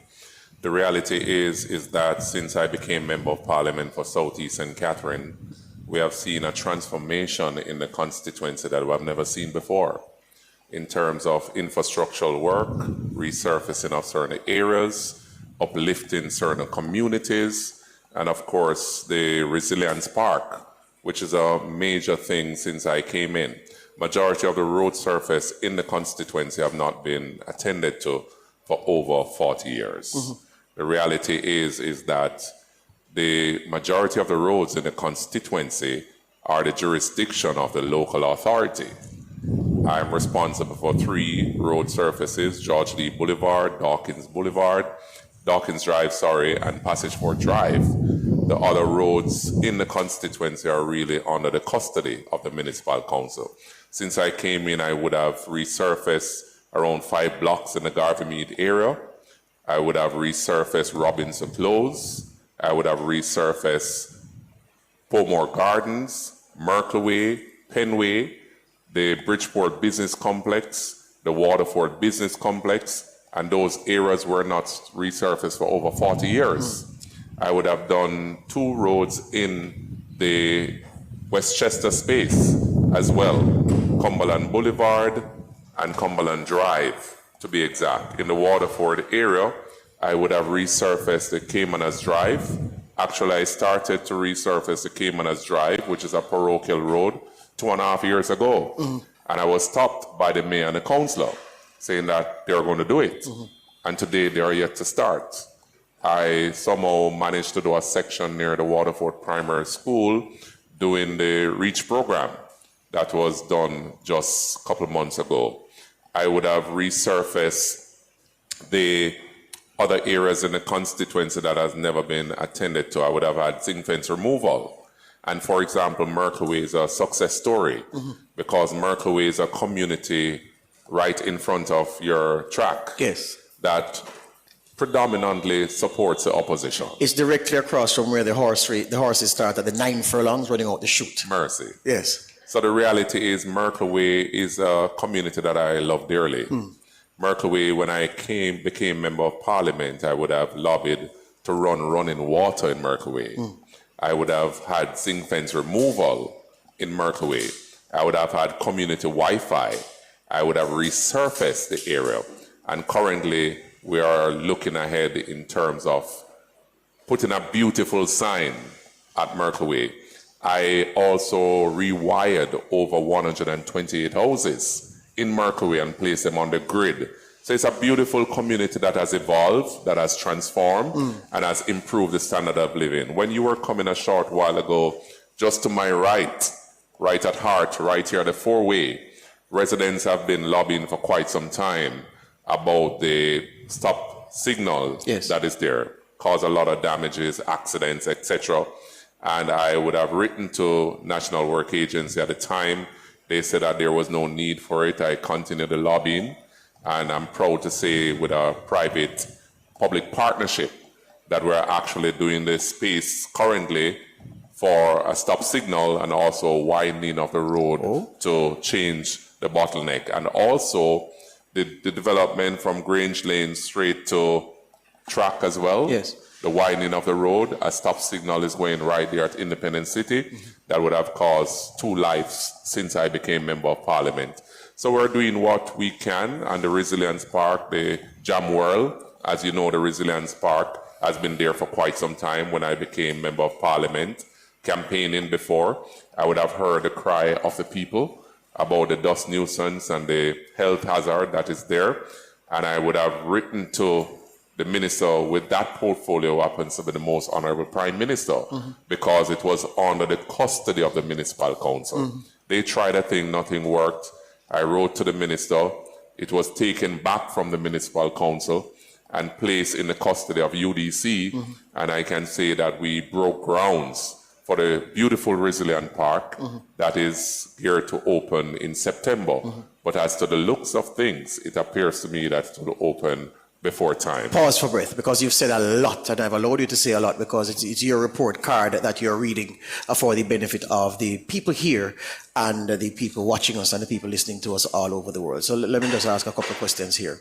So just to clarify what you said, you say that as Member of Parliament for Southeast St. Catherine, in real terms, you have responsibility to manage or see about the management, repair, maintenance of 3 stretches of roadway, correct? Yes, okay. 3 roads that are gazetted. But because of the need, you have stepped in and you have seen about repairing several other pieces of roadway, several other sections of roadway that aren't your responsibility to repair. Is that correct? Absolutely. And those roads that you have taken the liberty of repairing using the funds available to you, those roads you affirm are the responsibility of the Portmore Municipal Corporation led by Mayor Leon Thomas. Am I correct? Absolutely. And you're saying too that a particular roadway, a busy thoroughfare, that you saw in a deplorable condition, you took steps to repair, work started, you were stopped by the municipality, told that you're not to interfere in what's not your business, it's not your road to fix, they will fix it. And you're saying that not a shovel of marl has been thrown since you got that stop order. Correct. What is the difficulty that the municipal corporation is having to fulfill their obligations? Because that road that you started and was forced to stop, I'm sure is not the only one that is under the charge of the municipal corporation in the space that hasn't been addressed. What have you heard? I couldn't answer that. The reality is that when I became Member of Parliament, I have 5 divisions. One that is governed by the Jamaica Labour Party. And all 4 councillors met with me. I've had a meeting with them, all 5 of them. And the 4 opposition councillors met with me and said, we're going to make your life miserable. They told you that in plain They terms? told me that in That's in the plain minutes of the terms. meeting? Yes. I'm going to make your life miserable, and this is our seat, and you're holding it for a while. And indeed, they have made my life miserable. How have they made your life miserable? Because majority of the work that has been undertaken in the constituency must get approval from the municipal council. So I wanted to upgrade the dust nuisance right at the Edgewater roundabout. Yes. And I wrote to the municipal council, and then the municipal council took some time. When they wrote back to me, they said that I need to provide drawings when it's their property. They have What would drawings. you draw? The roundabout is there. What would you draw? No, it's a play field. Yes. A community center right Right. there, the Edgewater Development Center. Right. They have the drawings. It's their jurisdiction. Right. Right. I did a drawing, sent to them. They wrote me back and saying that I need a detailed drawing. Okay. So, I didn't want to lose that resources, so that resources are used at other places. But those are some of the things that we're undergoing through the Portmore City Municipal Council. And I could use other reference in Caymanas, Cumberland Meadows. I wanted to do a running track for the residents there, some money that I got from TPDCO. And when I wrote to the municipal council, they told me in no uncertain terms that I cannot do it. Why? A reason was not given, and that's the municipal council that we're a part of. You were written to and told that you couldn't do it? I was. Who wrote you? Under the signature of the CEO, if my memory served me well. Yes. But I still have the documentation. Yes. And then I also worked through the Citizen Association. And the Citizen Association wrote to the municipal council, it was approved, and that's when it was done. So, all right. So you've cited several instances where you say the municipal corporation has been an obstacle in your path. You mentioned that you were told that the 4 PNP councils of 5 in your division, that they'd make your life a living hell, and that has been borne out according to you, because I'm only getting your side, so I have to put it that way. Definitely. So how is it that you've managed to get so much road work done that you're not responsible for? How come they didn't stand in your way for those projects? There are ways that you can do stuff. Some of the work came directly from central government. So the blocks that were paved in the Garvey-Mead area, those were the mitigation that were given to us as members of parliament in the Christmas mitigation for road patching. But I don't believe in road patching. I want to do it good and done. So I use those mitigation to do various blocks, work through the Citizens Association, which one of these blocks is more deserving to be done now. And then we execute. That's my style of leadership. So there are ways and means to get around because the persons select you for a particular reason. They elected you to serve. How much more work could you have done had the municipal corporation not been a stumbling block in your A lot more. The reality is from 2016, the most honorable Prime Minister even announced a legacy program through NHD.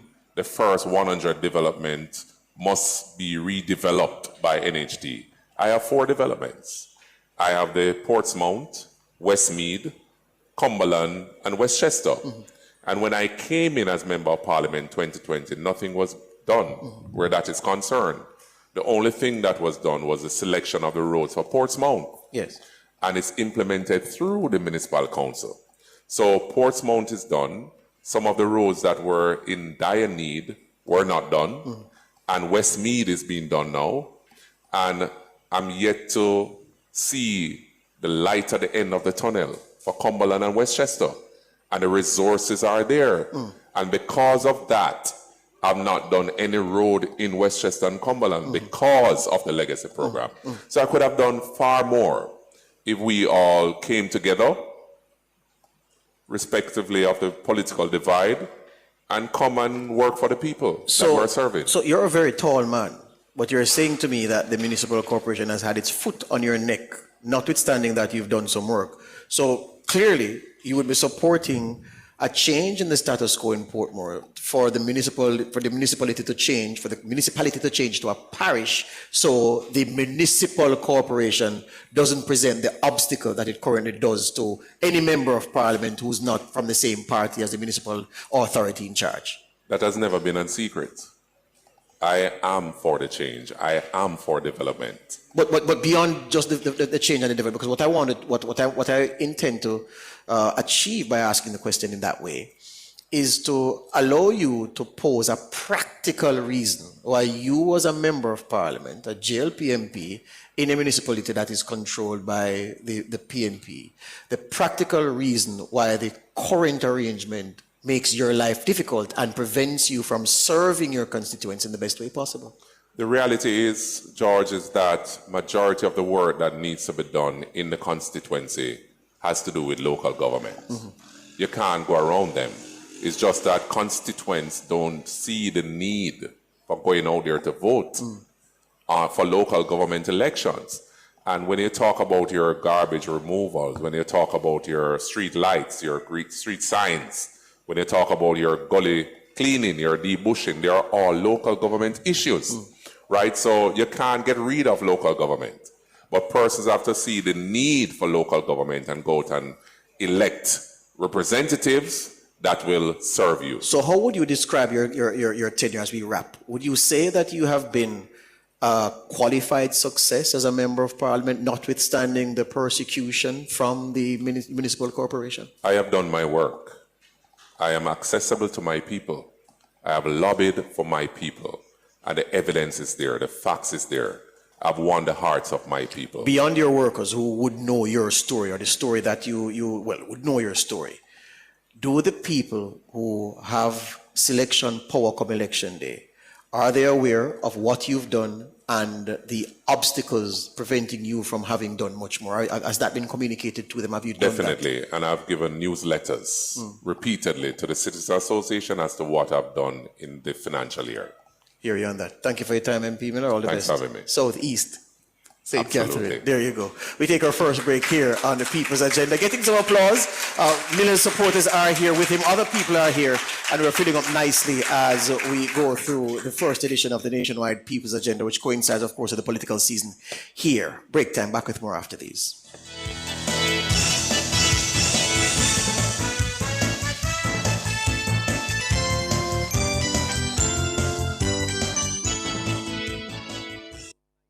Looking for superior quality transportation from an international award-winning provider?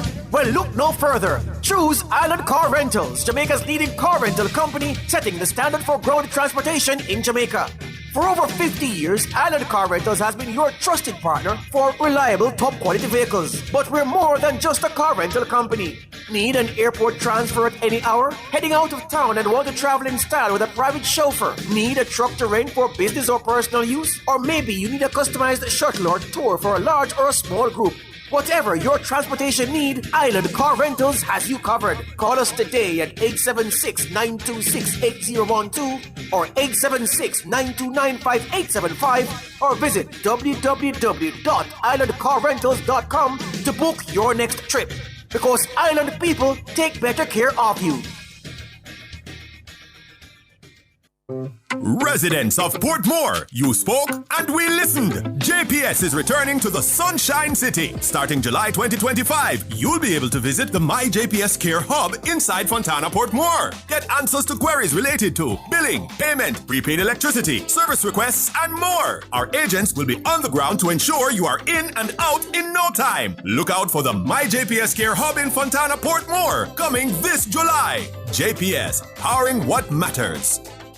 Jamaica, it's live and direct back again. Saturday, June 28th. Live in concert, Brian McKnight. Hey everyone, it's Brian McKnight. And Drew Hill. It's your boy Cisco and Drew Hill. Taking place at the Constant Spring Golf Club. Get your tickets now. Sponsored by Supreme Ventures Limited, Courtly Hospital Group, Mothers, Island Grill, CPJ, J. Ray and Nephew Limited, Hertz, Budget Car Rental, Mayberry Investments, and main event. It's live and direct. Gates open at 7 p.m. Showtime 8 p.m. at the Constant Spring Golf Club. June 28th, Kingston. I'll see you there. Get on the rum with Appleton Estate this month. Dive into the history, craftsmanship, and experience a taste of Jamaican excellence. Indulge in your favorite Appleton Estate cocktails and food pairings available at participating restaurants. Or receive a complimentary Appleton 8-year-old Reserve 200 ml when you purchase a bottle of Appleton Estate's Signature Blend 750 ml while stocks last at participating outlets. Appleton Estate. Land on the extraordinary. Follow us at Appleton Estate JA to get on the rum. Must be 18 years or older to drink. Drink responsibly. Want to reduce your high electricity bills? Then Peak Energy has the solution for you. From grid tie to hybrid solar inverters with full lithium-ion battery pack. Installation and maintenance packages available. Visit us at Shop 1, 3 Mosquito Valley Road, Red Hill, St. Andrew. Call 876-279-8820 or 944-0668. Or email us at peakenergysolutionsja@gmail.com. Peak Energy for everything solar. Commercial spaces for you. Parks and attractions for you. Housing and residential developments for you. Beautiful rental properties for you. Improving quality of life through infrastructure development across Jamaica for you. The Urban Development Corporation, making development happen for you. Brought to you by the Urban Development Corporation. UDC for you.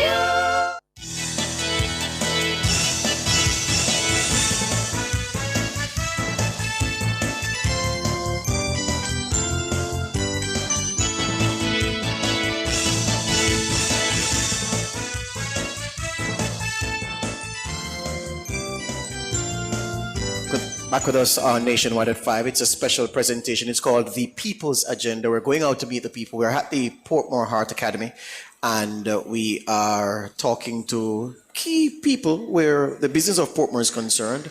On the business front, those responsible for the provision of services, utility providers, those responsible for providing municipal services, members of parliament. You just heard from Robert Miller. He opened the innings, the MP for Southeast St. Catherine. And now I'm turning to the men and women who serve and protect, and that they have been doing particularly well over the past 3 years, to be fair. The improvements, though, in the last, say, 12 months have been spectacular. In this division that we're in, St. Catherine South, they are running 14 behind the homicide number recorded up to this point last year. So at this point last year, there were 44 murders in St. Catherine South. So far this year, there are 30. That's 14 fewer than last year. That's a 31.8%, call it a 32% decline. Overall, the JCF is reporting about a 42% decline in murders and, of course, a significant fall off in major crime. There's a story I'm working on for news in the morning on Nationwide. I don't want to say anything about it. I don't want to give my rivals who are listening to me the chance to go and write it before I do. But it's very, very good news. Again, it puts into context what the police have really done. There's a comparison to make, but I said you have to listen to the news at 6 and 7 in the morning to hear that. So I have with me some good people. Senior Superintendent Leighton Gray is the commanding officer in charge of the division. With him is Deputy Superintendent Troyville Horton. He's the ops officer, the man in charge of operations. DSP Paulette Baker is a territorial officer for the division. And Assistant Superintendent Kamisha Williams Nelson is in charge of the crime office here in St. Catherine South. Ladies and gentlemen of the JCF, good evening. Good evening. Good evening, no, afternoon, evening, no. Good to have you. SSP Leighton Gray, I heard you in an interview. The Prime Minister called and you spoke to him about the work that your men and women are doing in this part of the municipality in St. Catherine South. For those who didn't hear, what's the report you can give about how crime has been managed up to this point? Well, thank you, George Davis, for inviting us to this program. Welcome, you are. And I must also say thanks to my team being here this evening, as also the people and the residents of Portmore for being here. Yes, sir. They have been very supportive. Yes, sir. All right. So as it relates to the crime situation in the division generally, because the Portmore, the St. Catherine South Division span even to Old Harbour. Yes, Central give me the geographic spread, because I want people who live at town who their mind just narrow in town, they don't know anywhere else. Tell them what St. Catherine South covers or where it covers. Yes, so St. Catherine South Police Division covers the General Portmore, the Central Village space, and the Old Harbour space. So that is where is Old Harbour Bay in it as well? Yes, okay. Old Harbour Bay. Old Harbour so Bay. The Old Harbour subdivision. Yes. Fall in St. Catherine South. So far, and you alluded to it earlier, in terms of our murder reduction, other than the accusatory crimes in St. Catherine South Division, which is like robbery, maybe breaking and larceny to a lesser extent, which is minuscule in terms of reduction, or in terms of increase, I should say. All other major crimes in St. Catherine South are down at this time. Well, you spoke about murder. We have over 31% in decrease in murder. And shootings, likewise, we have a reduction of 31%. The rape is also down by 30%. And marginally, as I said before, robberies, larcenies, breakings are slightly up. But generally, with the support of the residents and that type of interaction that we have, last year, the reduction in murders in particular in the St. Catherine South Division was down by 19%, and it was the lowest in 20 years. Well, I can tell you now that this year, St. Catherine South is on the verge to have a low of nearly 30 years reduction based on that. Yeah. So generally, that is what the crime situation is at this time. There have always been SSP, some communities with a reputation for toughness in the Portmore space in this area. Yes. And I want you to comment on those with the tough reputations. Gregory Park, Newlands has always had a little thing about it. Some little parts of Nago Head, and I'm talking from I was a boy coming up. Are the actors in those places behaving themselves? Do you have control? Yes, definitely. Right across the division, we have full control of the division at this time. And with the type of operational thrust at this time in these spaces, so the Gregory Park, the Newlands, the Nago's Head, the Old Harbour space, even Brayton Reed's Pen, that Reed's area, Pen. and so forth. And the ops officer is so much here. Yes. He is the one that drives these operations team, and I must commend them for making those sacrifices, especially in the early mornings, going out to ensure that people in these areas remain safe. Right, and that's a good way for me to pivot to DSP Horton. DSP Troyville Horton is the operations officer, the ops officer for St. Catherine South. DSP, may it please you to just tell the audience what it is that you are in charge of day to day. All right, thank you very much, George. Am I being heard clearly? Yeah, man, just if you can just adjust it a little bit to... Yes, great. Very well. And let me say good evening to all the persons that are here as well as the persons who are on air listening live.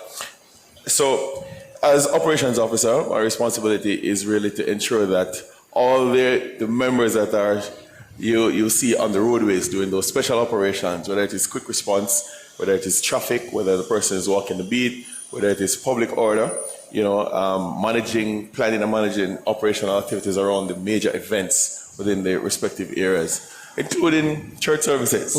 That is really my responsibility.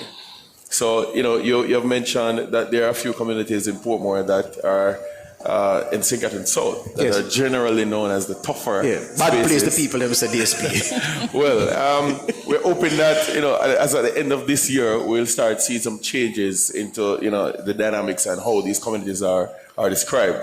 But going into these tough areas, really my responsibility, as at this morning we're up like 2 in the morning, going through all these areas just to make sure that, the citizens, the residents, the persons who are traversing the space are safe. Yeah. Is it that, DSP Horton, you're on your team, on the daily grind, do you feel that you're dealing with a public that fears the police or respects the police? Well, there are criminals who fear the police. As they should. Right. Yes. And the majority, because there are more good people in St. Catherine South than bad eggs, there's really much respect that is given to the police, and we see that on a daily basis. Whilst they're out there, even while it's effecting an arrest, a family member would say, "Officer, I appreciate how you did this." And if you look at the number of complaints, there have been far less, about how we go about doing our business. Yeah. A lot of training has gone into this. We have ensured that the operational activities are properly supervised, on the streets every day. Yes. Especially when we're getting into the more hostile spaces. Yes. We never know what we'll see, but, the members are briefed on a daily basis, going on the shift. Whilst they're there, there's communication. And, even whilst they're coming off, we seek to ensure that whatever happened during the tour of duty is above board and in accordance with our policies. Do you get the sense that your colleagues are doing something they love, or members that do our work?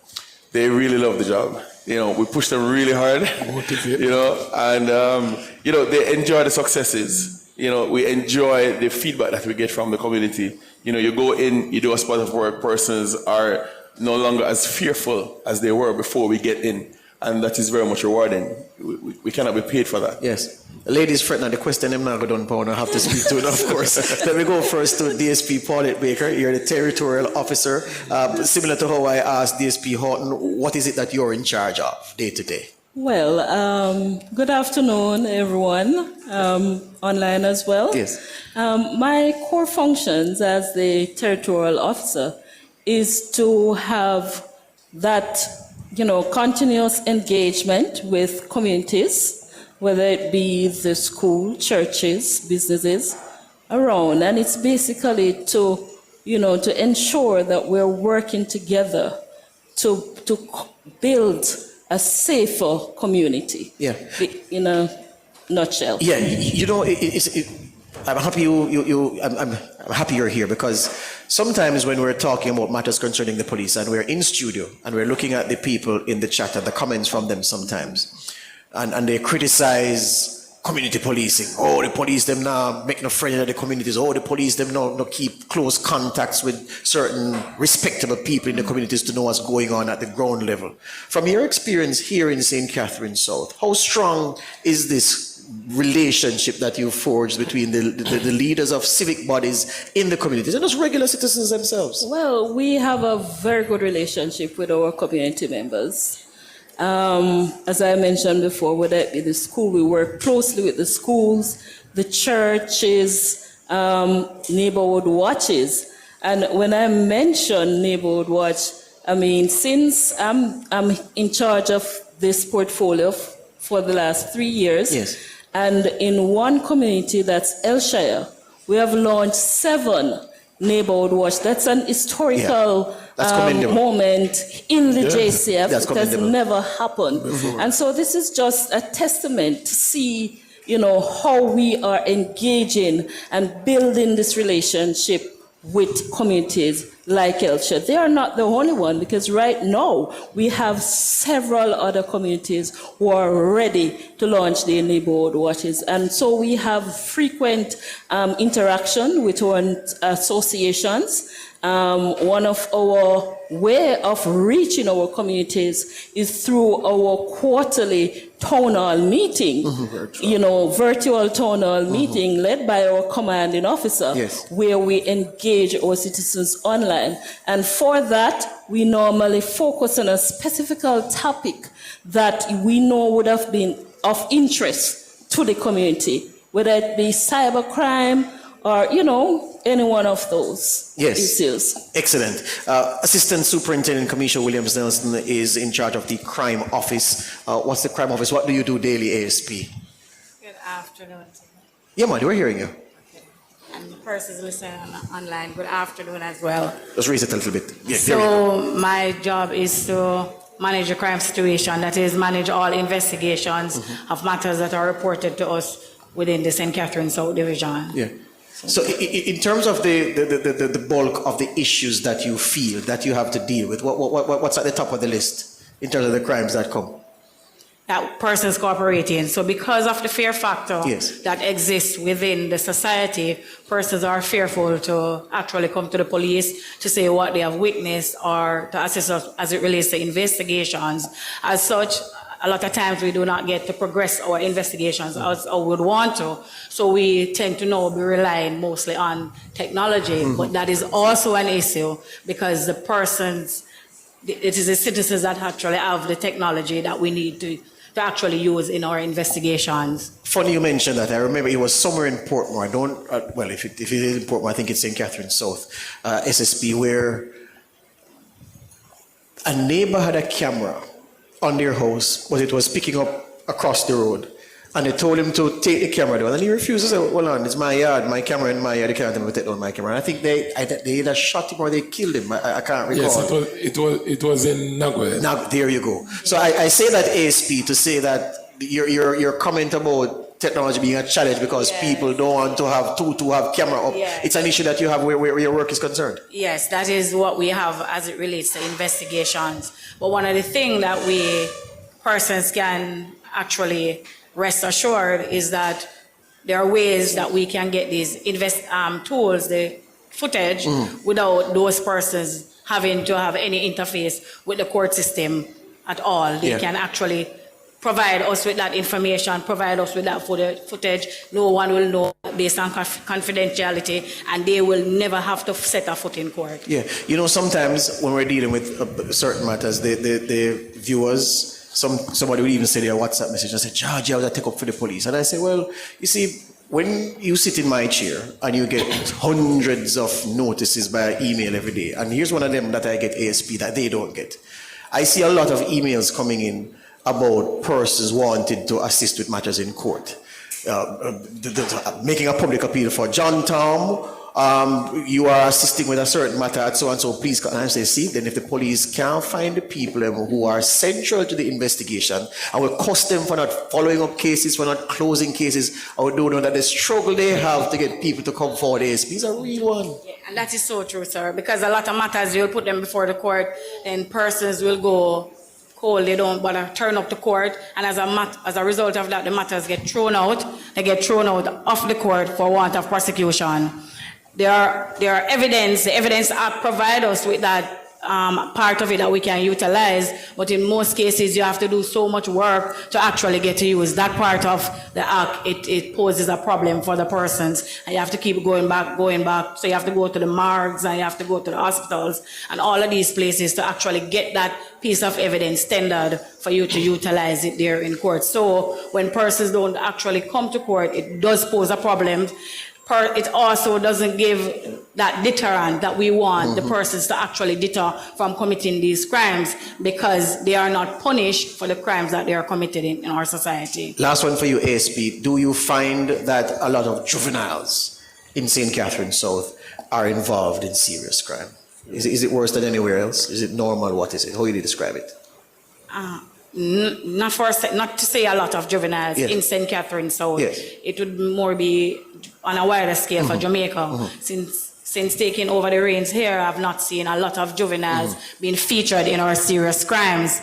But we are working on that, and through our territorial officer, we're engaging those persons to see how best we can rehabilitate these persons and get them to follow on the straight and narrow, sir. Excellent. SSP, I have to ask you about mobility, because I'm looking at it, and you can tell me if I'm wrong.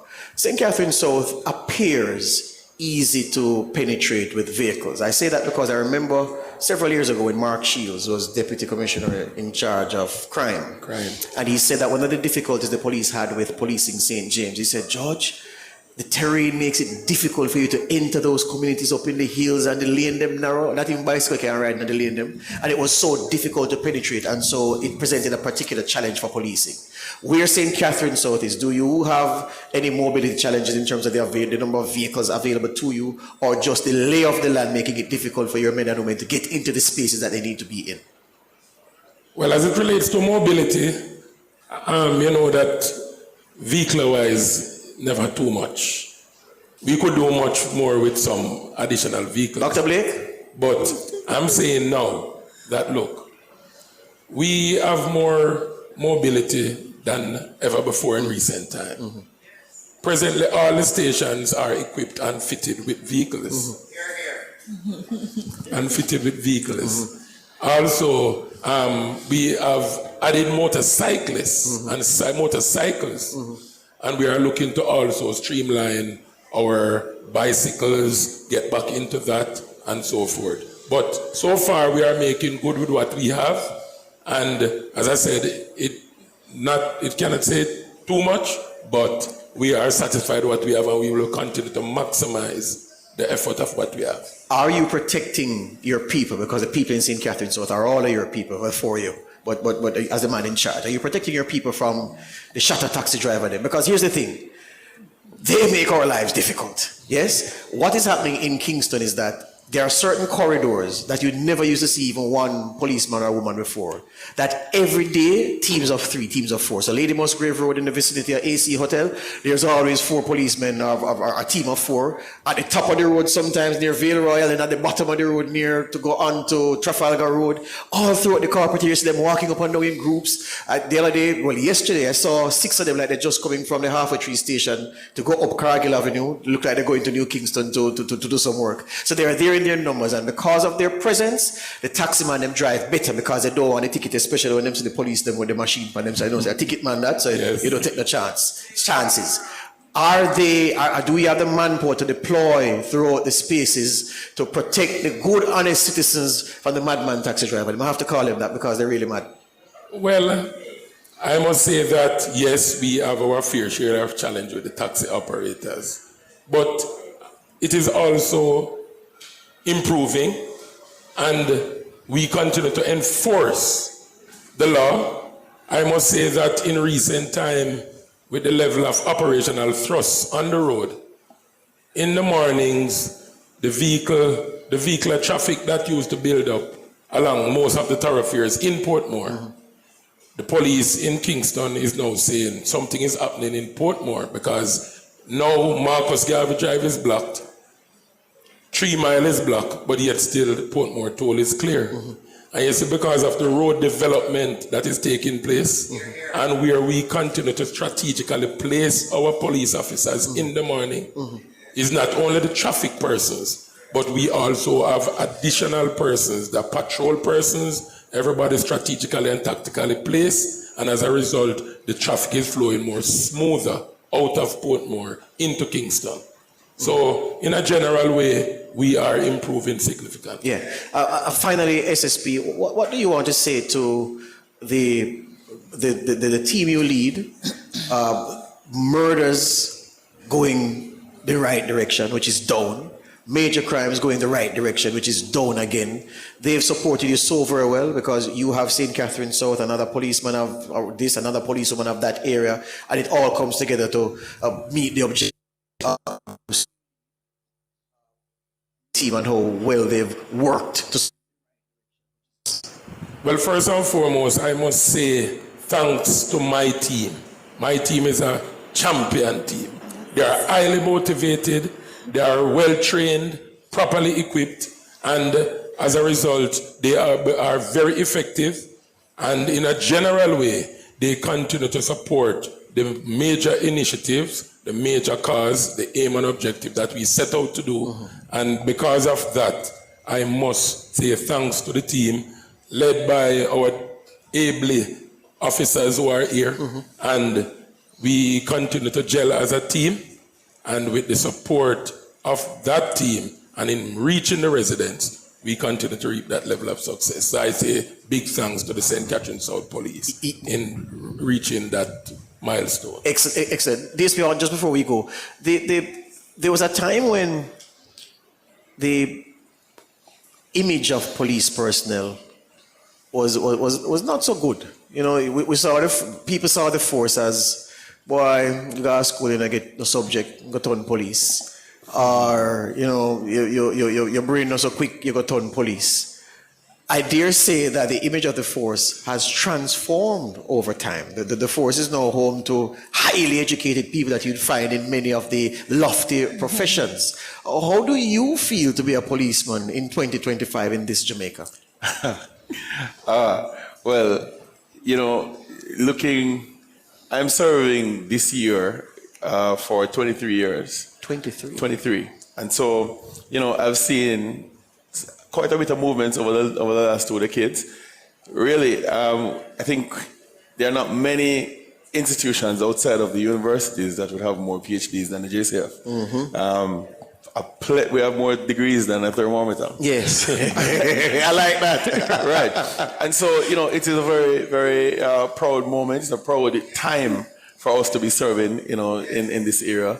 You can see the changes in how we approach. We had Expo last week. Yes. You see the level of technology. A number of the the things that were on display are developed, by members of Jamaica Constabulary Force. And every day, wherever we go, there are a number of persons who are seeking to become part of the JCF, and it's a really good feeling. Yes. So it's no longer persons who didn't get a chance to make it. Mm-hmm. No, this is an organization of choice. People are choosing. Persons are changing careers. Persons are leaving universities, and they're asking, how can I get in? Persons who are specialists in their areas. And we have space for everyone. Yes. So, whoever, so desires, whatever those skills are, as long as you have good intention to serve the people, you have, the right attitude towards, service, being selfless. The Jamaica Constabulary Force is the place, and you will feel very much welcome and at home here. SSP should give you a special sum of money at as a recruiting officer.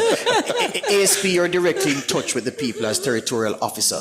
Do you feel this appreciation from the people you interact with that Mom, you're doing a good job? Do you get that kind of sentiment from the people? Certainly. I am very elated sometimes and humbled too with the response from the people as it relates to the work that not myself, but my entire community safety team. Mm-hmm. And of course, the general police members in the division are doing, the work that they're doing with the communities. We feel good. I'm not going to take it on my own. Yes. It's all of us as a team. We feel very good with the response that we're getting. And DSP, as you work to put cases together, as you work to convince people that it is necessary for them to support an investigation, are you feeling like, even though it's a difficult thing to get absolute trust, are you feeling like you're winning the trust battle to get people to believe in the process and to believe in the police? Yes, sir. We do believe that we are getting persons to believe. Persons are looking at what they're seeing in the media, and those things are giving them the interest to come about, to speak to us, because they see that we are putting cases before the court, and they see the level of confidentiality that is there, and they are going, because they will tell you advertisement from the mouth, from persons going and speaking about, that is what you need. So persons are going about and advertising that the investigations that the JCF is conducting, and by extent, and the St. Catherine South Division, they are going about and telling these persons, this is what is happening. So persons are trusting us more to come forward with information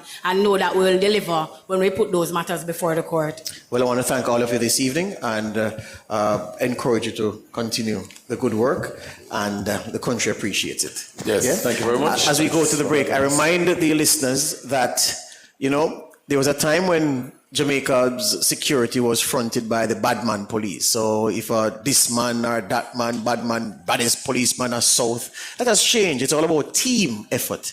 And the commanding officers working strategy, the men and women they lead are responsible for the tactics, and together they're all making serious headway. We're ridding this nation of violent crime, and our reputation for violent crime is concerned, and that is to be commended. No more a special task force, anti-crime task force, acid operation. This all Operation Ireland. Buju Banton, another song where he listed all of them. Said a man was trying to push a knife down in a bottle of Red Stripe beer when acid come into the dance. Remember that one? Yeah. Those days of those squads are gone. It's about different policing now, and I urge everyone to support it. I mean, if the police do well, we all live better. It's as simple as that. Break time here from the People's Agenda, Portmore Heart Academy. Back with more after these. This is Nationwide.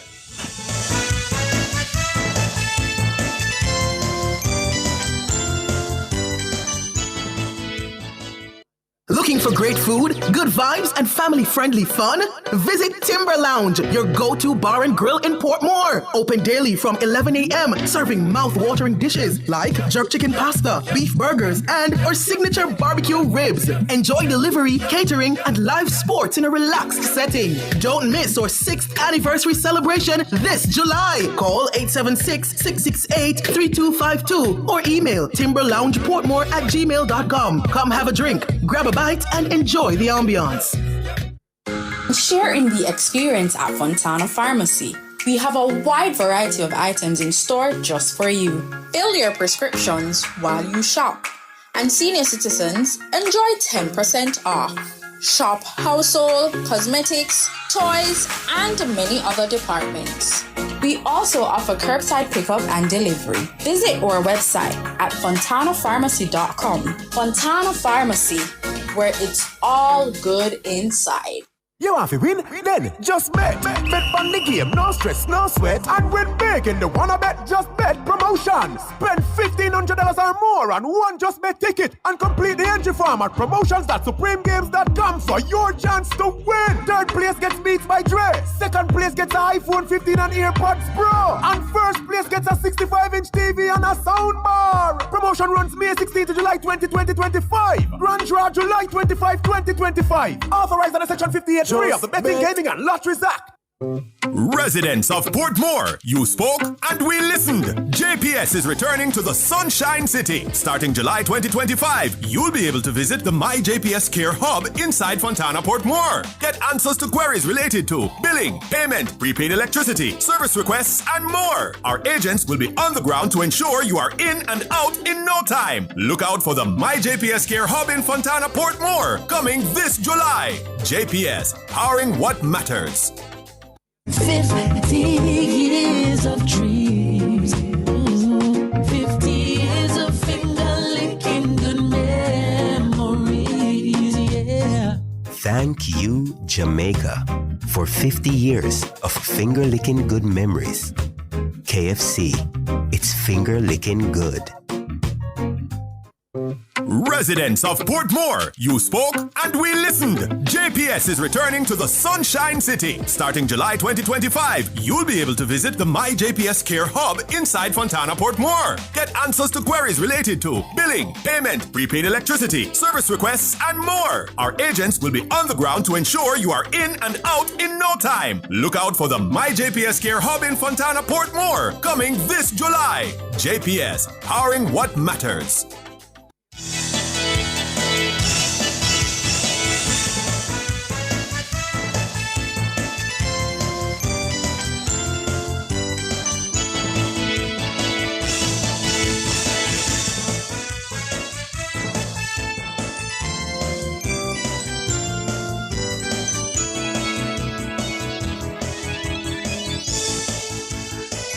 It's 7:05 on the clock. 7:05. We're making good progress. We're here in Portmore at the Heart Academy, and they do such good work here. I met Principal James moments earlier, and he said to me how well they're doing where construction engineering is concerned. If you want to be upskilled in those areas, the Portmore Heart Academy is the place to come to, and a range of courses offered that will put you in a position to be a very successful businessman or businesswoman. If you want to go entrepreneurship, or if you want to join a company, you'll be a tremendous asset given the quality of the training available here at Portmore Heart Academy. Portmore Community College also situated here.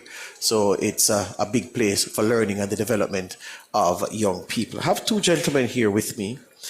Kevin Gale is Director of KVG Surveillance and Network Services Limited and Gale's Innovations. He's also an executive member of the National Neighborhood Watch Movement and a man who went to Jonathan Grant High. So, Kevin, big up, yes. The man who didn't go to Jonathan Grant is Roger England. He's the man in the middle. He's the first deputy chairman of the All Healthshire Leadership Council and the chairman of the AHLC, that's the All Healthshire Leadership Council Safety and Security Committee. So his job is specific. His job is very, very, very important. Kevin and Roger, welcome to the discussion this evening. Thank you. Thank you. Thank you, George. It's the people's agenda, so we are here to talk about the people's business with the men and women who matter. Kevin, let me start with you. As the executive member of the National Neighborhood Watch Movement, what does your work have to do with making things better for people who live in this part of the world, this part of the country, beg your pardon? All right, so my portfolio, good afternoon, good night, everyone. Yes. So my portfolio includes working along with the St. Catherine South as well as a national police with regards to introducing technology to neighborhoods. So persons can feel more safer if it is that they want to report crimes or if it is that they have issues in their community. The technology would more speak than the person themselves go to the police and speak. So that's basically, in a nutshell, what it is that it entails. So I can imagine some of my listeners listening and say, okay, so is it that he interfaces with Jamaica Eye with that surveillance network? Is that true? Right. So we do encourage persons to install cameras, and Jamaica Eye is a part of the initiative when it is that we go to any neighborhood and we encourage the citizens to install cameras. They in turn will monitor those cameras for the citizens. So yes, Jamaica Eye is a part of the initiative. And are people taking seriously well, they'll think it is small, but if you scale it, it's big. Do they appreciate the importance of using technology to help them be safe, and of course giving the police a handle on anything that may have happened where crime is concerned in their surroundings? Unfortunately, sometimes persons do not appreciate it until something happens in their surrounding or to them. Then they will say, oh, we need cameras, or we need a certain system to detect crime. So some persons are not proactive, they are more reactive. But we do have communities that are very proactive. One in case is the same Helsha division. They have a lot of initiatives there to help to fight against crime. And Roger will speak more on that when his turn. For sure. So Roger, you're up now, because I have to ask you, overall, what's the security situation in Helsha? Is it safe? Can I walk at any time? Can I jog at any time because I want to keep fit? Or do I have to be careful where I run in that part of Portmore? Well, I can tell you, George, right now, if you go to Helsha, you'll have a lot of company jogging and walking in the morning, in the evening, or any time that you choose to explore Helsha, whether it is for recreation or whether it's for exercise. You will feel comfortable and safe there, thanks to the work of the JCF and the community working together with the tremendous help of the SDC, which I say plays a major role in the development and the safety and the community development of Helsha. Residents in the various parts of Helsha. And by the way, folks, especially my friends who are listening from overseas, so some of you would have known Helsha from the 90s. Believe me, it's a different place. I went there recently. I can't believe where it get big. Somebody said, where was all this land all this time? I never knew that all this land. Helsha stretched gone far. Big place. So it's very much an area to cover. So with that said, in terms of the individual residents in the individual pockets of Helsha, are they mindful that they can't be safe in silos, that they have to do their part to fit into the larger complex, the larger group, for it to come together for real security to be had in Helsha? Well, I'll say for this to you, George. Helsha has 21 communities and counting. There are communities being developed as we speak. Right? And we, as the All Helsha Leadership Council, which would be the umbrella CDC for the other citizens associations and other organizations within Helsha, that I can say that since I have been there, the communities have been working very well together, very cooperative with one another, and the communication is well. And like again, you're going to hear me saying the word SDC a lot today, because the SDC has really pushed out. Ishiwawa Hope is over there in the audience. Her and her team has really pushed out to help us to engage and invigorate the communities in the 21 communities in Helsha to get their citizens associations in order, so that the business that needs to be done to develop their communities and bring the matters that need to be dealt with to the fore, they are there with the All Helsha Leadership Council to make sure that the matters that count get addressed. The kind of houses that are in several parts of Helsha would not look out of place in some of the most affluent parts of Jamaica. Really, people have done well for themselves and have invested in their homes and properties. SSP Gray spoke to break-ins, and when you look at the police statistics nationally, break-ins is one of those stubborn areas that doesn't seem to be going down. Is there a significant problem in Hellshire where people's homes are burgled, people's properties stolen by people who are drawn to the community by the profile of Hellshire? Well, I can tell you, Hellshire is not a perfect place as much as we would love it to be. There are incidents, but I can tell you, according to the national records, I think Hellshire is way ahead of those goals in terms of reduction of crime, in terms of break-ins, car theft, motor vehicle theft, which is one of our have been one of our biggest issues. But the police, Sergeant Lord and his team at the Hellshire Post has been working assiduously and has reaped great results in curtailing a lot of those crimes that have been taking place in Hellshire and in other places as well. Yeah, I know you say that the residents are aware of how important it is to play their role in the security, not just of themselves, but the whole area. But here's what is true, Raj. People who have means tend to operate in a silo. So I have means, I may have a licensed firearm, I may have King Alarm on my thing or one of the other security companies, and I may think that, well, I'm okay, so I don't business with no neighborhood watch or community group. If anything, I know who to call, so to speak. Is this attitude pervasive in Hellshire, or regardless of a person's ability to take care of their own personal security, they recognize and they contribute to the security of all?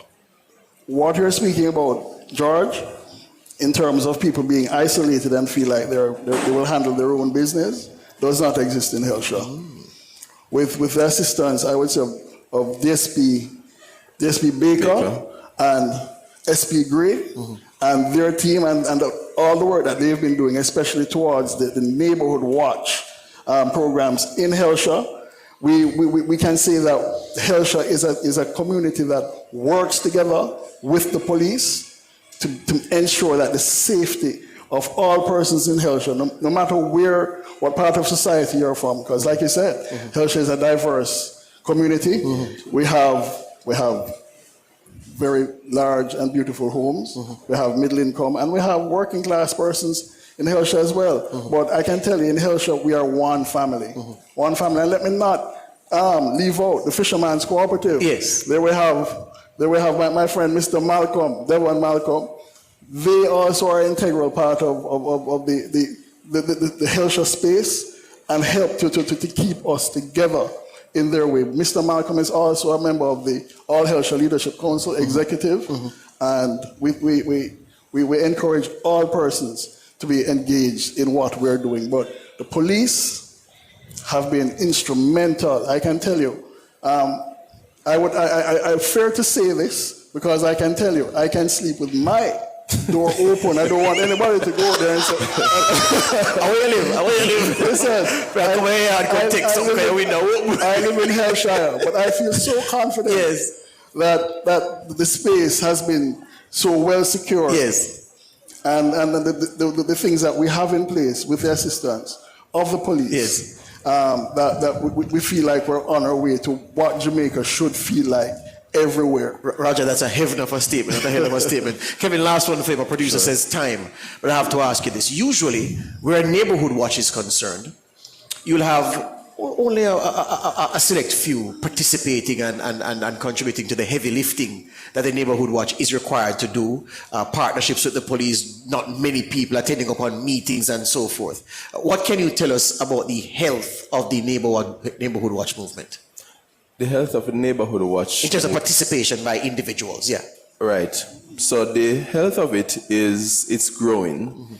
A lot of persons are getting more interested, especially young people, when they realize that we are not just the whistle, the pot cover, but we are AI cameras. We are app based, and we are even partnering with app developers to assist in neighborhood watch. We are partnering with various organizations that help to fund the youth arm of the Neighborhood Watch and the cities associations by extension. So once it is that we say AI cameras and app, young people jump on. So it is growing. It is a growing era. Excellent. Right. Kevin Gale, Roger England. Kevin is director of KVG Surveillance and Network Services Limited and Gaze Innovations. He's the IT guy.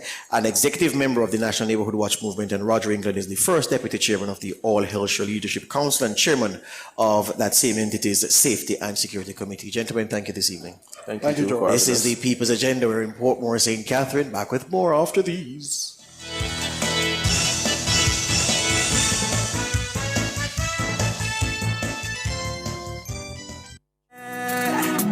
Jamaica live good, yeah. I make we enjoy life, but we feel safe at night. Oi there, I can't pick Aki off of my tree. Are you planty? I know that. Come beat me, Cheryl, come beat me. But she I ya sweep up over here when the leaf them nasty up me yard. You know what? I cut this tongue. Keela, Cheryl, how was that? Wanna stop the quarreling, no man? This no call for in our community. This no sound good, man. Don't bother tell me nothing. You know see how Cheryl turn bad. Me pick two little Aki off her tree off of the limb way hang down over my yard. And here she go talk about. She go cut down tree. And that me say, so what? No bother with no quarrel. No fight. Cheryl, no cut down the tree. Uno live good no people. Uno a big man you know. And uno a neighbor. The picnic them a friend too. We have to set the example for the picnic them. Live good. Me a beg you no. Do. A true you talking a good son. Take a look at Aki them Keela. Cause for real, the limb really hung over your yard. We are neighbor. Make we start live good. Aye. A solid figure man. Live good, me say. Jamaica live good, yeah. I make we enjoy life, but we feel safe at night. Jamaica live good. I better you and I. A message from the Ministry of National Security. We can light up your world with the rays of the sun, putting pure energy in the palm of your hand. For over 20 years, Fosrich has been putting a world of energy in your hands. Now we bring you big savings with our line of solar energy products and LED lighting. Financing now available for all your home and commercial retrofit projects. Consult with our in-house staff or certified professional engineers for all your electrical needs. Fosrich Lifestyle. It's electric. Fosrich, your energy world. You want to win? Then just bet. Bet on the game, no stress, no sweat. And win big in the Wanna Bet Just Bet promotion. Spend $1,500 or more on one Just Bet ticket and complete the entry form at promotions.supremegames.com for your chance to win. Third place gets Beats by Dre. Second place gets an iPhone 15 and AirPods Pro. And first place gets a 65-inch TV and a soundbar. Promotion runs May 16 to July 20, 2025. Grand draw July 25, 2025. Authorized under Section 58. Free of the Betting, Gaming and Lotteries Act.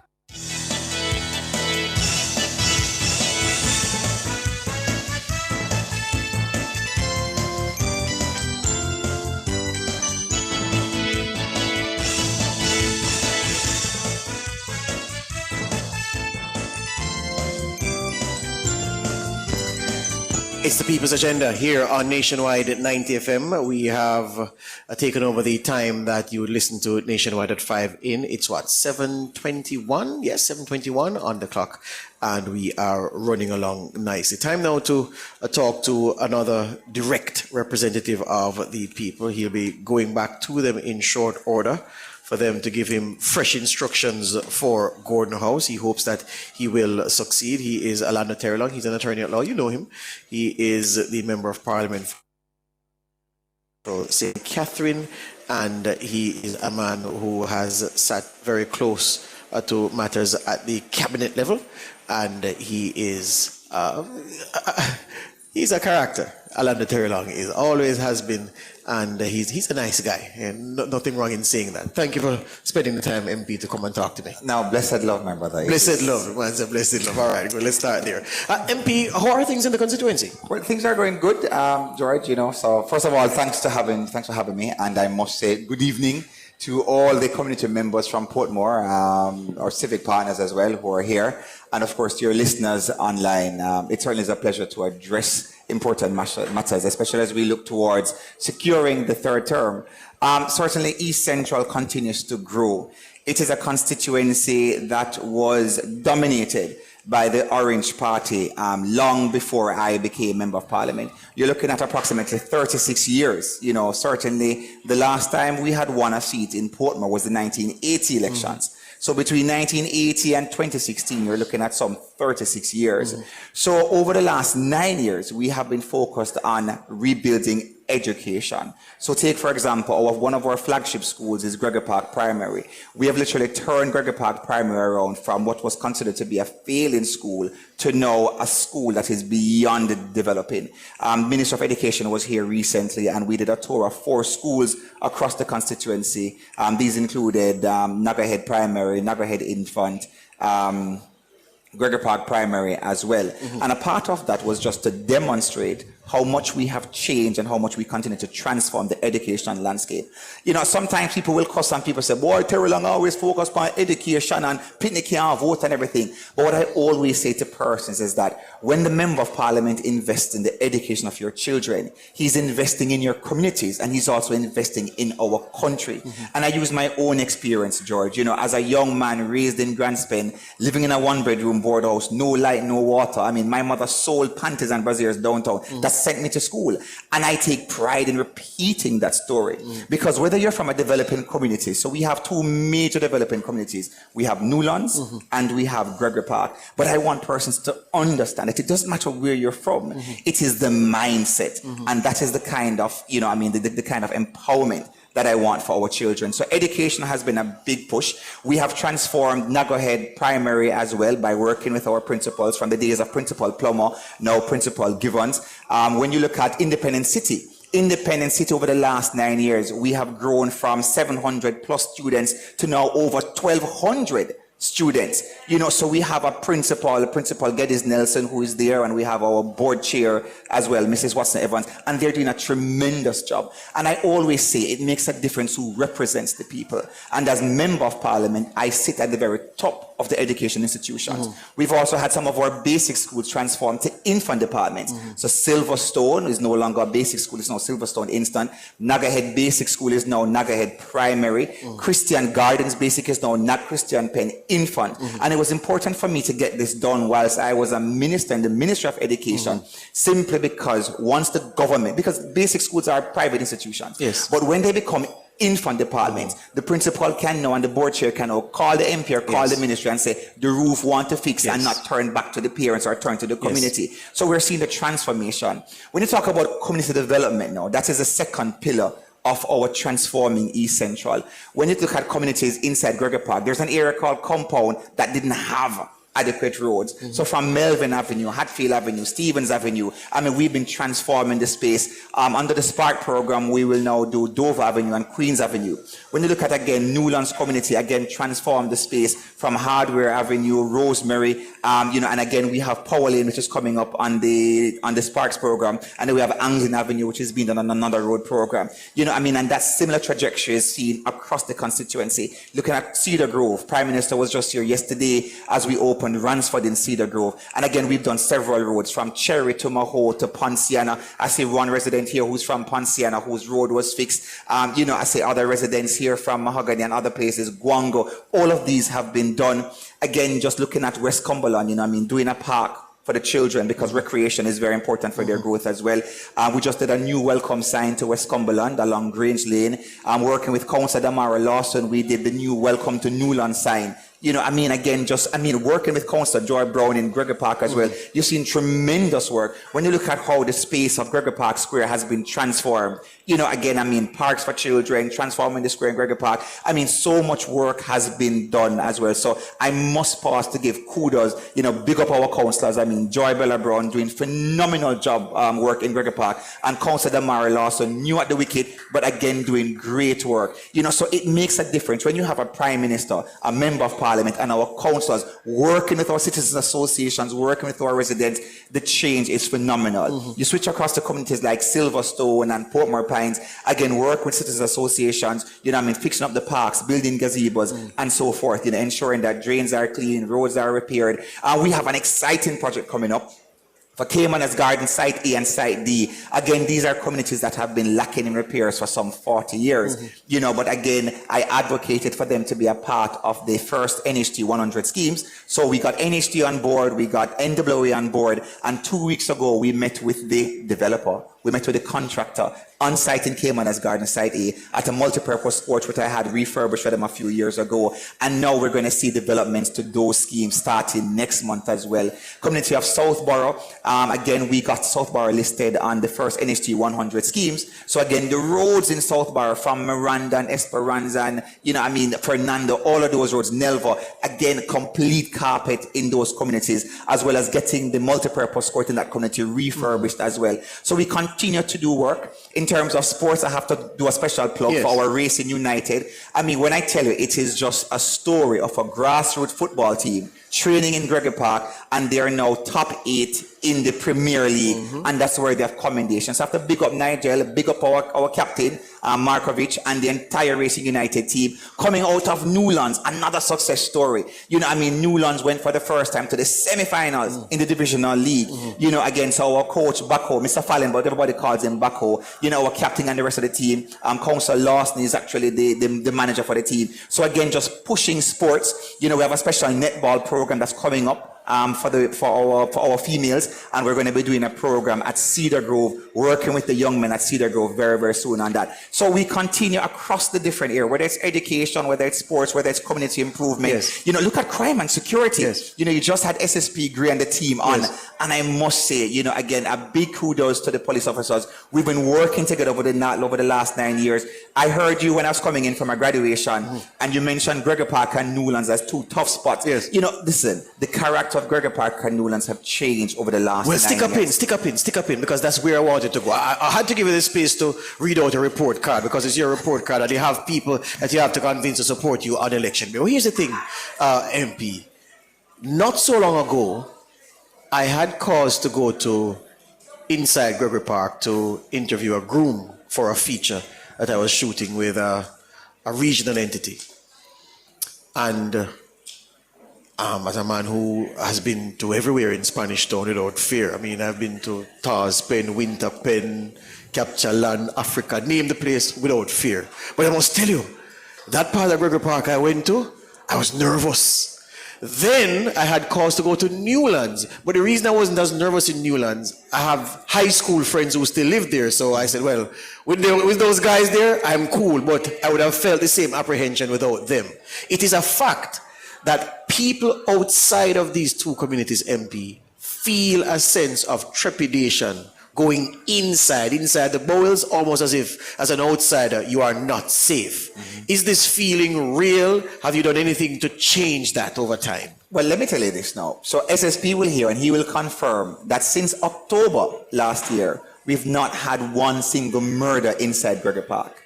This is the safest Gregory Park has been in the last 30 years, and it must be commended. We had, over the last 9 years, we've had some brutal murders inside Gregory Park. People firebombed and burnt out their homes, it's a tragedy. You've had, as you mentioned, that one home, that one community with more than 50 families, or 50 residents, different families, completely wiped out, with the firebombing. We had Diane, God bless Diane Griffith's memory. She was killed while she was on crutches. You had Colin and Uki, they were killed just right there on the main road. You had recently another lady, she was just shot and killed. You had a man being beheaded. Gruesome, but with strong advocacy. And this is why, again, I say to Jamaica, it makes a difference who represent the people. When you have a member of parliament who can work with the police, who can work with the community, meet with the citizens, and say to our residents, listen, enough is enough, and advocate for police posts to be placed inside Gregory Park. So we now have a police post that is placed strategically along Cottage Drive in the vicinity of Dennis Avenue and an area known as Gulf. At first residents were, the propaganda was, the Rasta boy want, what would the Rasta boy want, lock we down, and the Rasta boy want police pressure we on, but it is for their own safety. Because no community should be living under bondage and living under fear. So I mean, again, we met with the relevant authorities. I met with the Prime Minister and the Minister of National Security, met with the Police Commissioner, met with the zone leaders, etc., the SSP Gray and others, now ACP, Assistant Commissioner of Police, his name just slipped me. Now Assistant Commissioner of Police Phillips, etc., and we now have a police post in Gregory Park. Newlands has been very safe as well, and I've something, even when I speak privately with SSP, I say, SSP, free up the license them so the people then can have their own robbing, they can keep the parties, because Newlands is safe, Gregory Park is safe, and SSP has given me the assurance that once these communities are safe, persons, you can apply for your round robin license, apply for your entertainment license, you can keep your party, keep your dances, etc., but apply for the license. The police will grant the license. You pay the relevant fees, but apply in time, because you need at least 2 weeks before they can actually process the application. But that will be given. There is, however, a concern, though. Yes. Because since of late, we are seeing a sort of intimidation style coming into the Newlands space and into the Southborough space. Politically motivated? What I will say is that residents do not like when you turn their communities into garrisons. So driving here, you realize you don't see no green up flag anywhere at all. But everywhere you look, there is this feeling that flags can't win election, Flags can't vote, flags can't go to the poll, flags can't win election. And residents must rise up against this sort of garrison-style 1970s politics that we see creeping back into Portmore, because we haven't had it for a while. So let me ask you again, you're as an experienced counselor, very good lawyer, you know the value of speaking directly. Are you saying that this thing creeping in, this 1970s politics that you're decrying, is it politically motivated? Well, this 1970s thing that you're saying, is it politically motivated? Well, what I will say is that when you look at the color of the flags and the little utterances, we don't want it in Portmore. So it is politically motivated. We don't want it in Portmore. Residents must be free to go to the polls, vote according to their choice, vote without the idea of thinking that, I'm being intimidated. And residents must wake up and not having to see their entire community in a particular, whether green or orange flag. And why I don't practice that kind of politics, George, is because growing up in Granspin, I remember when you live at the top of Granspin Boulevard, you can't go down by Morgan Lane, you can't go around Admon Lane, because depending on where you live and which color here and which color there, and and the flag, it is unsightly. It deteriorates your property value. If you live in Southborough now, and you're trying to sell your house, the value of the property is going to be decreased, because when the realtor comes in, they're going to say, no man, this looks like garrison. And it doesn't matter anywhere you live. My producer says I have to go. She wants to come here and grab me and throw me off air. Alando Terrelong had to speak. He's the Member of Parliament for East Central St. Catherine. You'd have gotten more time if you had come here earlier, but such is it. But for the graduation. You had to. So you had to do. But what I will say though, strong with Terrelong, third term, fully active. Choose Jamaica. It does make a difference who represents you. And we continue to turn Portmore around. Portmore has transformed. And I have to let Jamaica know before I go, when you look at the transformation of Portmore over the last 9 years, I have cut ribbons for 2 IBEX, I cut ribbon for Quartz, I cut ribbon for Fontana, I cut ribbon for Price Mart. When I tell you our communities and the commercial space are developing, Portmore is the choice of place to live, invest, do business, raise your children, send them to school and retire under this Jamaica Labour Party over the last 9 years. Alando Terrelong, MP for East Central St. Catherine, and it appears, if all goes well, you'll be facing Raymond Price from the PNP at the polls when election day comes. All right? Back with more after these. It's a people's agenda, and my producer says I have to break now.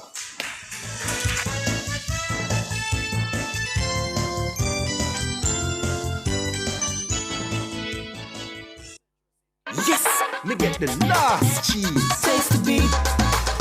Brothers and sisters, at the end of Easter service, we have cheese. Taste the beat. Bon, les vrais get no bun and cheese.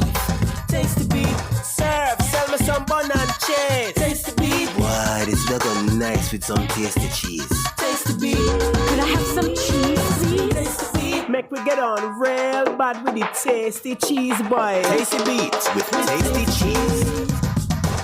the gateway for Jamaica's athletes to several international competitions, including the World Athletics Championships in Tokyo, Japan. Opens from Thursday, June 26 to Sunday, June 29 for the J3A National Junior and Senior Championships, 9 a.m. to 9 p.m. each day. The biggest names in local track and field, with the men's section including the likes of Olympic silver medalist Shane Thompson, Oblique Seville, Akeem Blake, Antonio Watson, Christopher Taylor, Rashid Broadbent, Olympic champion Roger Stoner, Rajendra Campbell, Wayne Pinner, and Romaine Beckford. The female division will be no less fascinating, with two-time reigning world champion Sharika Jackson, Shelly Ann Fraser-Price, the Clayton Twins, Tia and Tina, Alana Reed, Akira Nugent, Rochelle Clayton, and Shanika Ricketts. The action will be sizzling.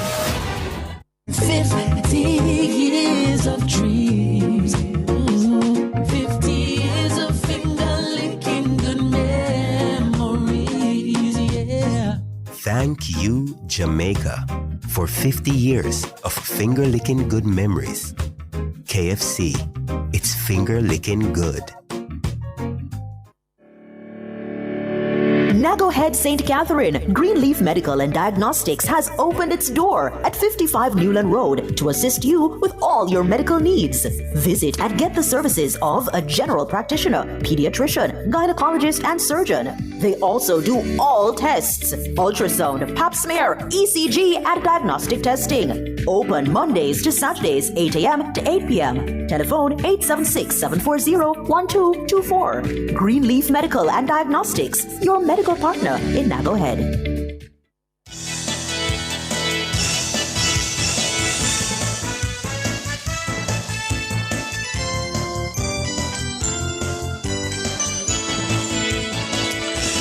.39 on this Thursday evening, Thursday, June 26, 2025. You're with the People's Agenda here on Nationwide 90 FM, inside Nationwide at 5 time. And my name is George Davis. I was just telling my producer, she asked me if I wanted more water, and I said, no, I'm hungry. But that's why Cliff Hughes belly so big, you know, because the man they eat all 9, 10 o'clock, you know, wake up and cook food and all them something, you know, yeah, man. So I can't do like him at all because I don't want, we can be flexible. Good evening, Cliff, wherever you are, listening to us, listening to the views of the perspectives of the leaders in Portmore. Very shortly, we'll be hearing from the people here to hear about the issues that are affecting them and how they can resolve them. I have two ladies with me now who are from the Transport Authority. The lady to my immediate right is Charlene Hamilton. She's the communication coordinator at the TA, and the lady to her right is Mrs. Nicola Brown Reed, operations manager at the Transport Authority. Good evening, ladies. Good evening. You know, my sister's name is Nicola. So when I pronounce it, I say, your name is Nicola. She said, no, my name is Nicola. I said, no, your name is Nicola. She said, no, she named Nicola. So pronunciation varies. I love that, Charlene. Anyway, let's get to work now. The issue of route taxis and their operations here in Portmore, and of course nationally. The issue concerning the badge for taxi operators. Talk to me. Who wants to take that issue? All right, I can take that issue. So again, good evening, everyone. I'm Charlene Hamilton, Communications Coordinator in the Corporate Communications Department of the Transport Authority. And let me just say that we're excited because we are almost 38 years in existence. So we're excited about what is coming in terms of celebrating. Yes. But not to stray from the question. Route taxi operators, they have a very significant part to play. And as a person who's in charge of stakeholder engagement, we have to work with the route taxi associations on a regular basis. Now, as a part of the public passenger transport sector, it is important that route taxi operators have their badges. Mm-hmm. Badges are important. Under the law, they have to be badged. Mm-hmm. That is, the badges are important because, for one, it identifies them as a part of a legal system of operating. It also identifies them as suitable, proper and fit character. Yes. Right, thank you, Nikki. Fit and proper. Right, fit and proper character to be operating within the system. And additionally, what it also does is to add to the whole professionalism, because remember, it's a job, it's not a hustle. Yes. And if you go, well, I work with Transport Authority and I have my ID. Yes. So the badge is a work ID. And it is important that the commuters are able to identify with whom they're traveling. So the badges are important. What's the process towards getting the badge for a taxi operator? All right, so the process is twofold. The first thing that has to be done is a training. Yes. The training is very, very deep. We have defensive driving. We have customer service. There's a Very component of important. customer service Yes. in that. It has about 4 modules. And it is done online. It can be done whenever and wherever they are. They can just log on to they'll get their information from us in terms of the password, how to access the system. They go online, they do their training. And of course, they'll sit an exam that is administered by the Transport Authority, which is also done online. So persons are given the opportunity to go through the modules and get acquainted with the material, and then they're able to do the exam whenever. So you can't say that I don't have the badge because I go down to the place and they did full up and I couldn't get to go do the Oh test. no, they can't say that. That's because, not an excuse. No, because the Transport Authority is even making it easier for them. We are now allowing our training department to proceed to the various areas where these operators we're meeting them halfway. So what we do, we have our mobile unit and we have our training department, and they go out and they administer these tests or these exams or allow them to go do the training right there. Yes. So and we've been in Portmore recently at the St. Catherine School Bus. Yes. That association. Yes. The Also members Portmore Mall. Yes. Right. Well subscribed. Yes, and the members from that particular association were gathered. They were able to do their exams, those persons who've already done the training, gone through the training modules. So Transport Authority is reaching out to its stakeholders. What happens if your officers find a taxi operator without a badge? Well, that is an offense under the law, and they will be prosecuted and taken before the court. So badgeless taxi man and woman, prosecution. Yes, definitely. What about uniforms? Why is it that we can't get the operators, Mrs. Lady Nicola, to wear the uniform? What's so difficult? I believe that the operators, some of the operators, not all, you have some operators that are well put together. They're always in their uniforms. They're always complying with that requirement. But they have some operators who believe that taxi work is a hustle. And because they have not professionalized taxi work, they come out any old way. But that's when we as the regulators now come in and we are out there to ensure we monitor them and ensure that they're following the punishment for not being uniform? Well, failing to wear your uniform is an offense, and you can pay up to 25,000 in court. You see that? For that 25 grand for not wearing a uniform, yeah? And Georgia mentioned about the route taxi. We can look at that particular group. Yes. The route taxi operators, if you see them, you'll know that they're operating route taxis. For one, their uniforms are designated uniforms because you have various taxi associations and they have their respective uniforms. Yeah. And their insignia. Gazetted Right. uniforms. Right. So what the taxi association president will do is to submit the uniform sample. The Transport Authority gets that gazetted, and then the association members are able to acquire their uniforms through the association. They're of course, we're not advocating for persons to be dressing in anything. We're saying persons are to be neatly dressed. No ripped jeans, no washed out pants. As a matter of fact, no flip-flops, your marina should not be showing, your undergarment shouldn't be showing. Again, it's a business, it's a job, it's somebody's 9 to 5. And remember, people, once you are dressed in a particular way, people respect you can be dressed more. for success, and you can be dressed for how you want to be addressed. So at the end of the day, we are saying to persons who are in the sector operating public passenger vehicles, be properly uniformed, keep them clean, wear the colors that you're supposed to wear, make sure that your logos are on for those persons who are within the taxi associations. Not just on, but embedded. Exactly. It drives me crazy when I see taxi operators, especially some of those who ply the halfway tree to Papine route. So watch this now, ladies. So him have on a cut-off foot pants. His slippers look as if it belongs to one of his children. Him have on a merino, spliff tail behind him ears. Look like him to wash him face about 2 weeks driving taxi offering That's service. not the image that Transport Authority would want. Remember, these persons are our stakeholders. And for us, when they do what they're supposed to do, when they dress the way they're supposed to be dressed, it adds value to what they're doing. And it complements the sector on the whole. Nikki? Yes. So we, as the regulators, I can speak about Spencer James Drive. Yes. You might have seen that in past time, but now we have a niche out there where operators understand the role and function of the route inspectorate. And so when we're there, we get order and compliance. So if you go to Spencer James, you'll see operators in their uniform. You'll see them complying, getting their badges and all that, because we keep the regulating aspect of it and the monitoring aspect of utmost importance. So we are always there ensuring that the operators comply with the terms and conditions of their life. So Nicola and Charlene, last thing to ask, Yes. because my producer is getting into the rap position. You think easy? Well, we're going to go the robot them. If you have not received a license from the Transport Authority, whether you're doing Uber or InDrive, you are an illegal operator.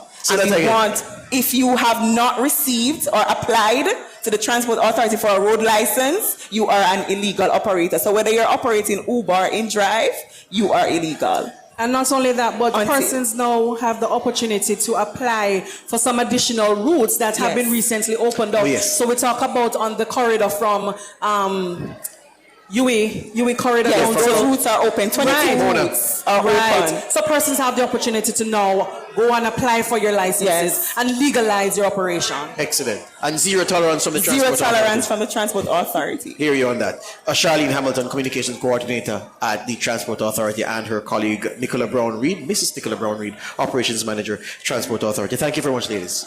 You're welcome. All right, break time here on the People's Agenda. Getting close to that point where we hear from the people. Yeah, man.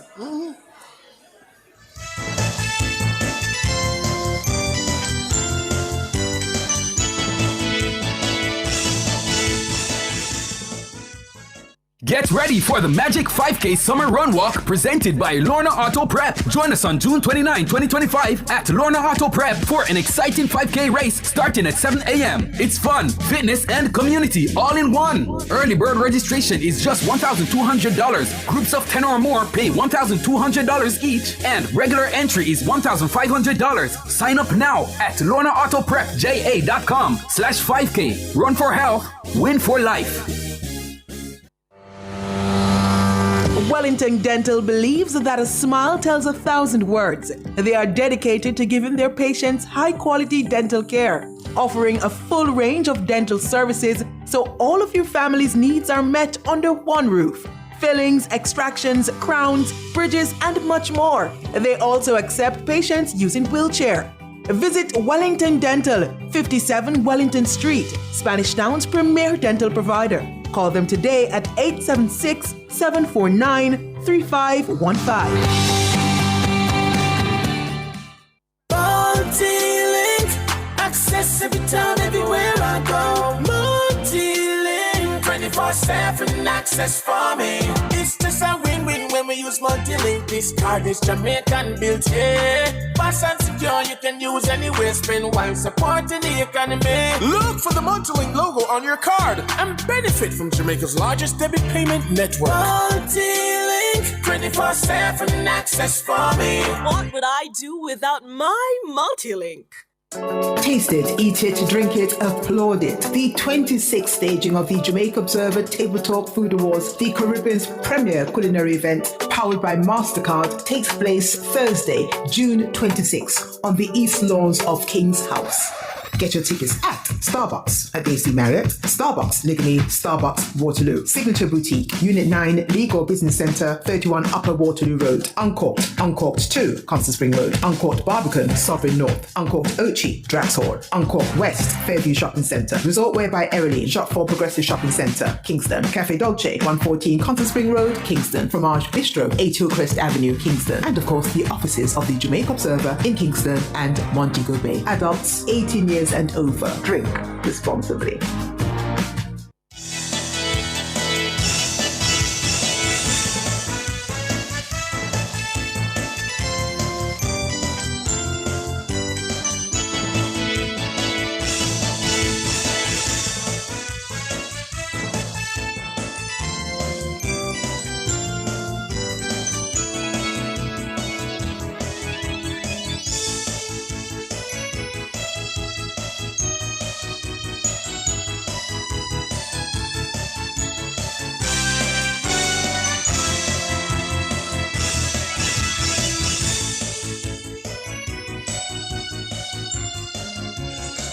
Welcome back to the People's Agenda here in Portmore, St. Catherine. Portmore Heart Academy is where I'm at with a lot of people. Raquel Douglas Clark is joining me now. She's the head of community development at International Recycling and Reclamation Limited, trading as Jamaica Recycles. And the water people are here. Delano Williams, acting corporate public relations manager. Good man. And Colleen Williams Champagny, she's the revenue recovery manager for St. Catherine and Clarendon. And boy, enough water issues in Portmore, so I'm going to have a whole heap of problems tonight. That's a joke. Not problems, I'm not scaring you. Let me start with Raquel Douglas Clark. Good evening, Raquel. Hi, good evening. You were here so very early. Sorry to have kept you waiting so long. Well, you know, I'm from Portmore, so we got here quite early. You can't walk home? No, I'm from Helshaw. Oh yeah, you can't walk home because you wouldn't reach for now. Talk to me about the substantive role that you perform and how it influences or impacts the ease of living for persons in Portmore. Okay, so I am on a island-wide crusade trying to get persons to start recycling. And I'm specifically targeting communities. So your citizen associations, your strata corporations, gated communities, or any structured communities who want to start recycling. And I'm not only talking about plastic bottles now, we're talking about cardboard, paper, cans. We accept all recyclable materials, and guess what? They are valuable. So we pay you for your plastic bottles specifically. I always find it amusing, Raquel, that when we go to foreign, we go to our relatives' house, we dispose of garbage the right way. Even when to the airport, we have the receptacles, so this for that, that for that. So and then I say, oh, George, you're being hard on Jamaicans, because the problem is the receptacles aren't there, the options aren't there, so everybody just dash everything in a one. Is that a valid excuse for recycling to be so low, the penetration to be so low in the country, you believe? It is not. We believe that it's our responsibilities to have these receptacles. So we purchase them just as we purchase that single one. We need to, I won't even call it invest. They're quite expensive, yes, but we need to purchase receptacles, suitable receptacles, and separate our garbage. I was hoping that persons from NSWMA would be here because I want to champion that initiative. We want persons to start separating their material. Yeah. How much is this message getting through to Jamaicans, you believe? And I know perhaps this question should have come before my previous question, but nevertheless, do you believe that you are onto something, that the campaign that you are leading is worthwhile, or are you not optimistic that Jamaicans are getting the message about the importance of recycling in these times? We are on the cusp of what can be achieved. We have done so much so far. We are the leading recyclers in the region, but we can do so much more with other. What percentage of our waste do we recycle? You estimate? Right now, we're inching closer to 40%. That's not bad. That's not bad. It's not great, but it's plastic not bad. bottles. Plastic, yeah, that's not bad coming from where we are, Raquel, you would say. Yes. Your face looks like you don't answer that. No, because there's so much more. Yeah. There's so much material that is wasted and is diverted to our landfills, which it doesn't need to end up there. Yes. We will come and pick them up for you. Yes. So, right. So, for the community and citizens associations listening to, what can they do to make your life easier, and of course, ultimately theirs easier? What should they do? The first step, once you have the inkling that, let's start recycling, call me. My number, may I share my number? Of course. My number is 422. I can be contacted at 426-8301. I currently work at Jamaica Recycles. However, we have other parties in the industry. So we have Recycling Partners of Jamaica. You can reach out to them as well. We all work as a team to get the goal. Right. So if you're heading a community organization and you are encouraging your neighbors to recycle, and you have bags of plastic or other recyclable material, call 876-426-8301 and ask for Raquel she'll pick up and she'll be more than happy to assist you. Yes. All right, stay in place, Raquel. Turning to the water people now, Delano Williams and Colleen Williams Champagne. Good evening again.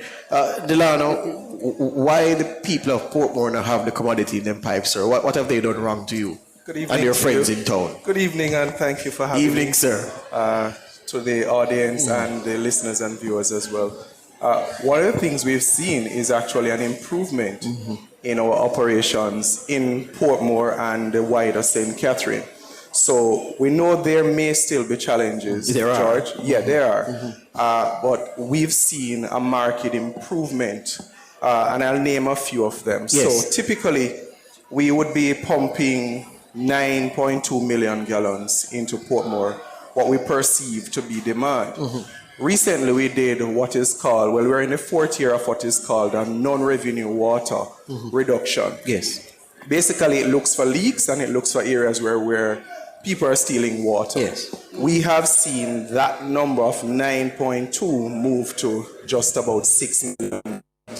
Now that we've targeted the leaks, we've seen over 82,000 leaks over the 4 years. It therefore means that we have better water supply, we have less need for day-to-day pipeline repairs. So if we don't have to be stopping and starting, it means that water is always flowing.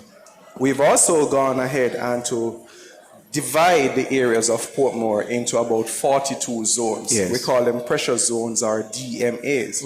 District metered areas. Yes. What it means is that we don't have to shut down an entire pump in order to fix a pipeline on Passage 4 Drive. We can localize Passage 4, we can localize Myrtle Way, we can localize Bridgeport, and just fix that vicinity alone. So the MP look for you? Indeed, Continue. because there are particular areas. Garvey Mead is also one of the areas that is well represented here, and we know the challenges. Where we're working toward is to get more resilience in stuff like our backup power systems. When we have unforeseen breaks or if we have breaks in power supply, it also affects our water supply because the pumps need electricity to run. Some of the areas where we extract water are in the Rio Cobre Valley. Bushes maybe 20 kilometers away from here in Portmore. It takes time for the water to come after a power break. And so we're right. So you find that when the pumps stop running, the lines dry out, and then you have to wait to recharge. Right. So especially on the weekends, if you have an unforeseen break, persons washing, waiting for domestics, it can be frustrating. So we have been working twofold. One of it is to look at what alternate power supply solutions we can put in place that can safely continue our operations if there is an unforeseen break with the JPSCO. The second thing is we would have recently broken ground at the Rio Cobre content water treatment plant site. That will introduce into St. Catherine and Kingston 15 million gallons of water.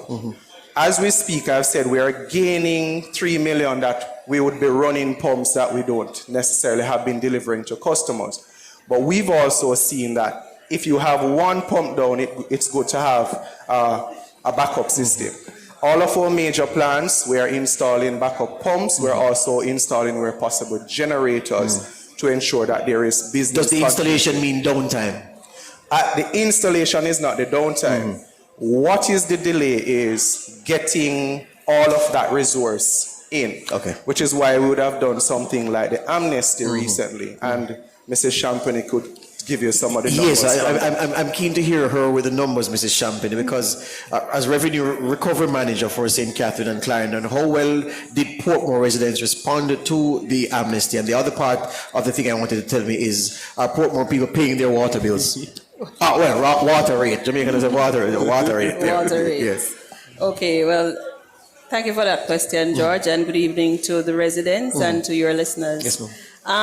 Residents in Portmore have really made good use of the amnesty. When we think about Portmore in particular, we're talking about a billing of approximately 350 million monthly.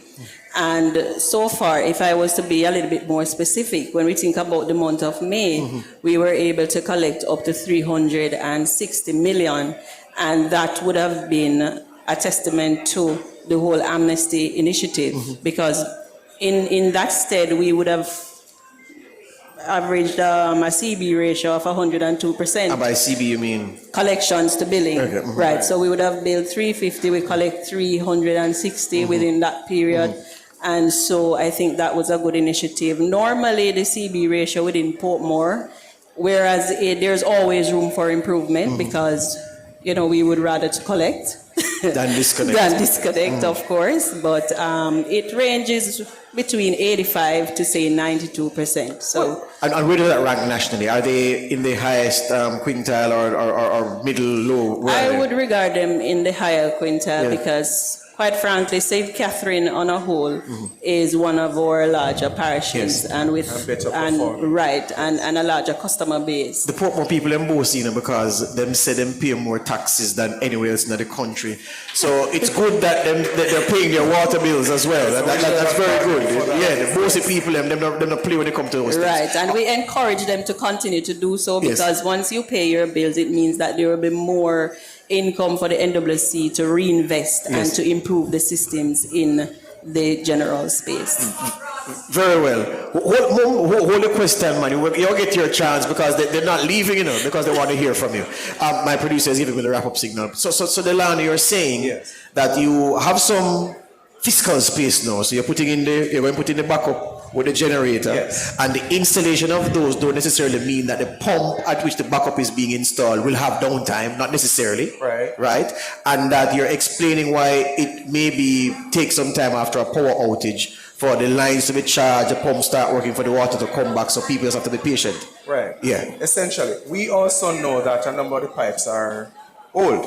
So we would have replaced Grange Lane from that intersection down to Independence City, just about 600-700 meters of pipeline. And that is also a build out because the community of Portmore is growing. The Brayton to Helsher pipeline is slated for replacement. By when? The Prime Minister would have announced some road work. We do a joined up approach, which means that before the asphalt and all of that is put down, the new pipes are installed, and that is what will be a part of that particular project. But the Helsher Main Road, which is one of the areas where we're seeing significant losses, is where we're also targeting for overall replacement of those. Those expect, I believe, to get underway sometime in about 26. Yes. I want to just highlight, though, that the amnesty would have benefited quite a bit of persons. Yes. Over 39,000 persons responded, 1.6 billion in write-offs, and over 5,000 persons who were dormant, meaning they were not connected formally to the system, have now reconnected with us. And we want to encourage persons to use the channels that are available. We know some persons do not have, they have challenges, they have questions about the service, they have disruptions. Our mobile app is up and running. Our toll-free number is 888-CALL-NWC. And we have offices in every single major town, in every parish across the town. All right. Well, don't go far. Thank you very much. I am being told not to break, to just transition to, you said 888 call NWC. Yes. It's another 888 number to call JPS. And the boss at JPS, where communication is concerned, the affable, professional extraordinary. And I'm not muttering you up in a winsome column. You deserve all of these accolades. I have tremendous respect for you. Good evening, Director of Corporate Communications and Customer Experience at JPS Winsome Column. Good evening. Hi, good evening. Hello. Good evening, George. Good evening. Good. So I have a room full of people here listening to you, and they are, well, the first question to ask you is, are Portmore people paying the JPS what they owe, or do you have a lot of people over here thieving light? Well, like every community in Jamaica, we have some persons who are using the service illegally. So Portmore is not unique in this regard. First, though, let me apologize for not being able to join you. There's a lot of energy in the room, and it would have been great for us to have been there, but we have another engagement. So, as best as possible, I'll try to answer your questions online. Yes. But the fact is, we have stepped right across the island. It's unfortunate, but the good thing is that we're working with the local communities, we're working with the police, and also the local representatives, and we are seeing persons starting to show an interest in prepaid electricity, which is much more manageable. They're able to plan. So once they sign up for prepaid, we find that they're a lot more diligent and consistent in paying their bills or buying prepaid upfront. Yes, in terms of your targeted approach, Winsome, to go inside some of these informal communities, or even if the communities are not informal, but there is, you find a lot of extraction there that is not paid for, and I know you would have targeted those areas. How well would you say the results of that targeting would have presented over the last, say, 6 to 12 months? We have made some headway. As a matter of fact, in 2024, we had more success in reducing electricity theft than we've had for years. And the reason for that success is exactly what you said, the targeted approach. And by targeting the community, we do more than just going and take down the illegal lines. What we're trying to do is to identify local leaders in the communities. We're also working with the political representatives who have some influence in the communities and are able to ensure that persons understand the unfairness of stealing and also the danger of stealing. So we go in, we take the lines down, but we also invest in putting in solid infrastructure so persons can properly connect to the grid. And we have developed partnerships with the JCIF and other agencies, and the JCIF is actually facilitating the wiring of homes, which is a big, it's a deterrent. House wiring is a challenge because persons are not able to pay for their house wiring. So where JCIF is helping, they're better able to get this service legally. And of course, prepaid is more manageable, so they are signing on. So the short answer to your question is that we are seeing the results when we go in with the partners. On our own, it's not working. But because this is such a big issue, it's a crime. It's unsafe. We have people being electrocuted, children actually getting hurt. I think people are paying more attention. And once we make it easier for them to be legal, then yes, they are signing up. And what about the consistency of supply to the large Portmore community? Has JPS managed to do right by Portmore residents with the consistency of supply that you expect when you pay your bill? You pay your bill on time and in full to the utility every month? Well, we have actually improved in this regard. I think the people in the room will tell you that last year was grief for them because there were so many power outages. But in the past few months, their experience would have gotten better. We're not perfect yet, but we've been working on it. And here's what we have been doing. We have been going through the communities and being a lot more deliberate, intentional, and comprehensive in vegetation management, just removing trees that keep going into the lines. So we've been working right across Portmore in the vegetation management program. But even more importantly, we've been just rebuilding sections of the line and doing consistent maintenance. This includes changing out a lot of the aging infrastructure.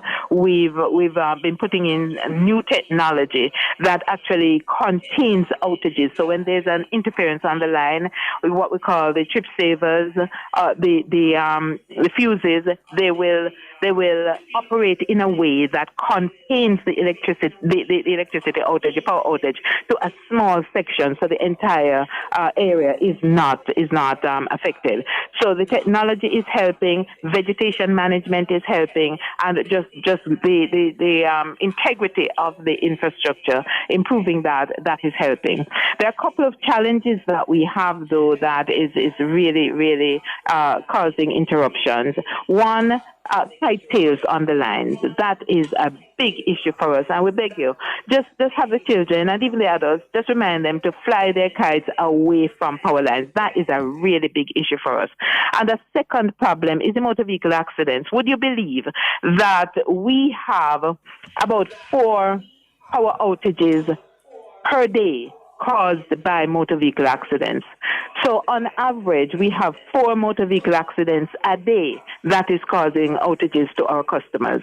So we need to manage the kite tails that keep getting caught in the lines, and we also need to manage the motor vehicle accident that's creating havoc and interrupting people's power supply. Hear you on that. Thank you for your time, Winsome. Really appreciate it. Wished you were here, but you have duties in several places, so you have to share your time and your expertise. Thank you very much. And thank you very much. Winsome Callum, Director of Corporate Communications and Customer Experience at the JPS. All right, so time now for the people in the room to ask questions of the MPs here, of the people who are in charge of utilities here. It's the people's time now. As we organize, the microphone is right here, so you come here with the question. Oh, well, they'll come to you with the microphone from wherever you are. While you do that, when you stand to ask a question, identify yourself, which community you're from, and then you pose your question or you make your point. As we get that organized, I want to thank the good folks at Jung Pharmacy. Going through my sponsors list, and it's long. I really appreciate that. Jung Pharmacy, thank you very much. Special thanks to the Transport Authority. You sent 2 lovely ladies here, so I really appreciate that. Wellington Dental, thank you very much for your support. Fontana Pharma support. So to Greenleaf Medical and Diagnosis Center, thank you. Jamaica Public Service Company, thank you very much. Thank you to Pepsi Jamaica as well. Thank you to Purity Bakery. Thank you to Timber Lounge. And thank you to KFC, celebrating 50 years of finger-licking good memories. And our videographer Jamal is tucking into a box of KFC. So you're eating the sponsor's product, my friend. You're doing well. All right. Do we break and come back with the questions? I'm being told to break and come back with the questions. This is Nationwide. It's the People's Agenda.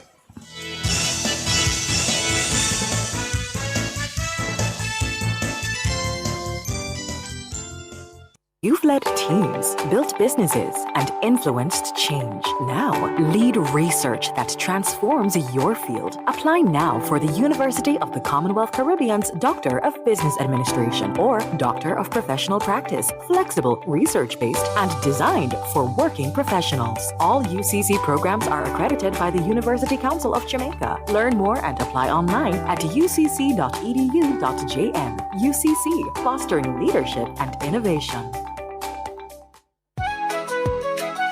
The name you trust to be your friend, to be a partner by your side. For generations we have been the one you trust as your financial guide. Sagicor, building trust for generations, helping hopes and dreams to grow, building our nation. Sagicor's the name you know. Sagicor. Sagicor, celebrating 55 years. Building trust for generations.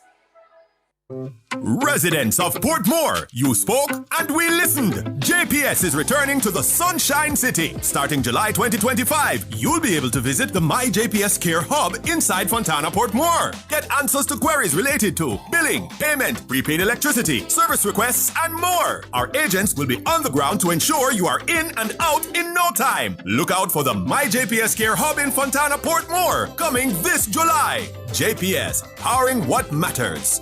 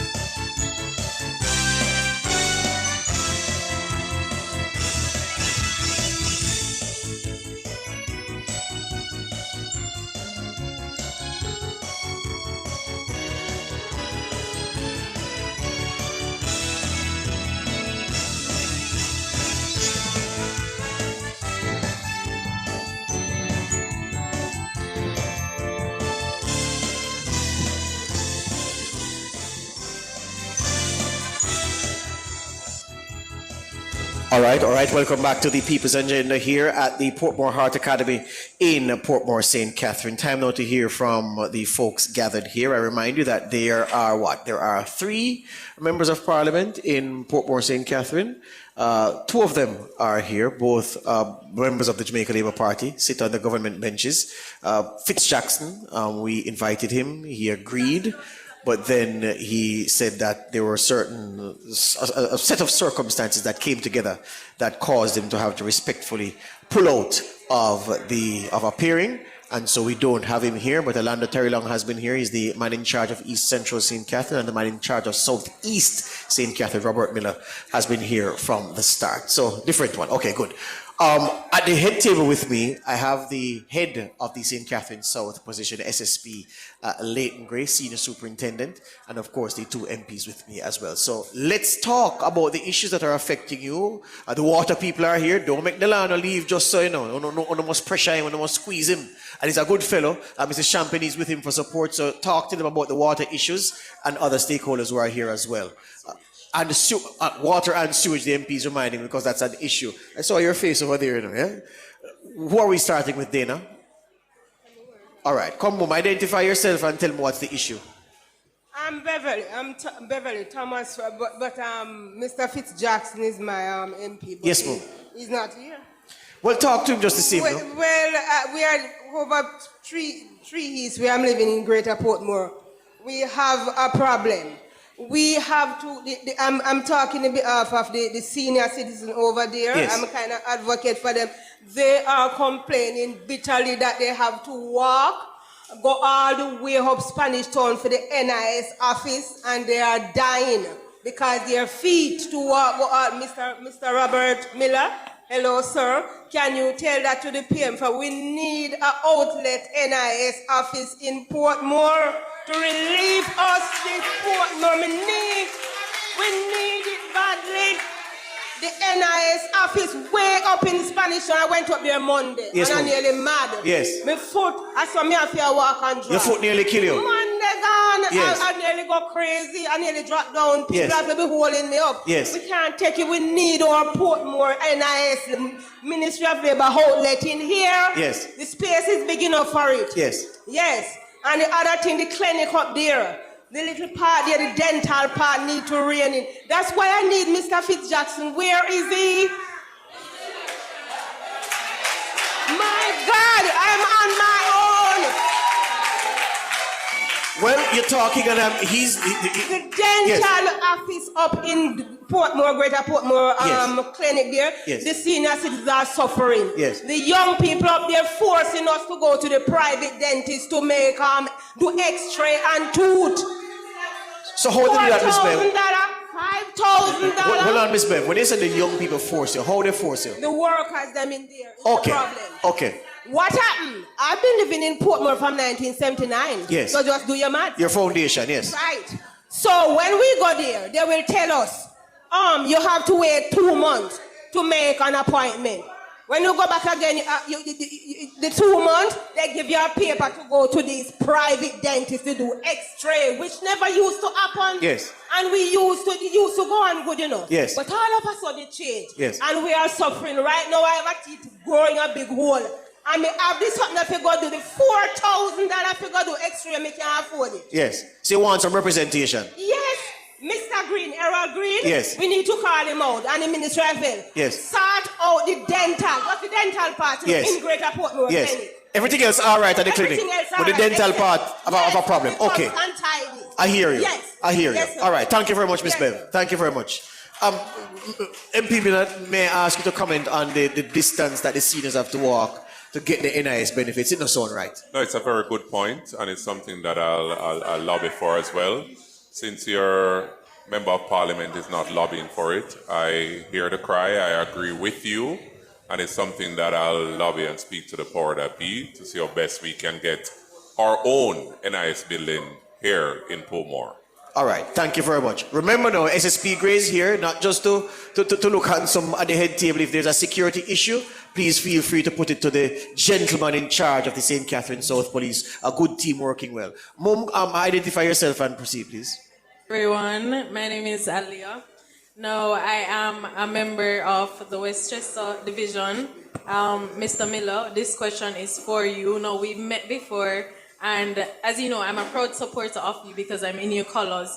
I've been seeing the good work that you've been doing in our constituency, the resurfacing of the road, but I must say that I'm very jealous and disgruntled because we are not seeing that in Westchester, neither are we seeing that in Cumberland. I want to know what it is that is happening. I need answers. Thank you very much. MP? All right, very good question. As I stated before, that Westchester and Cumberland, she's actually correct.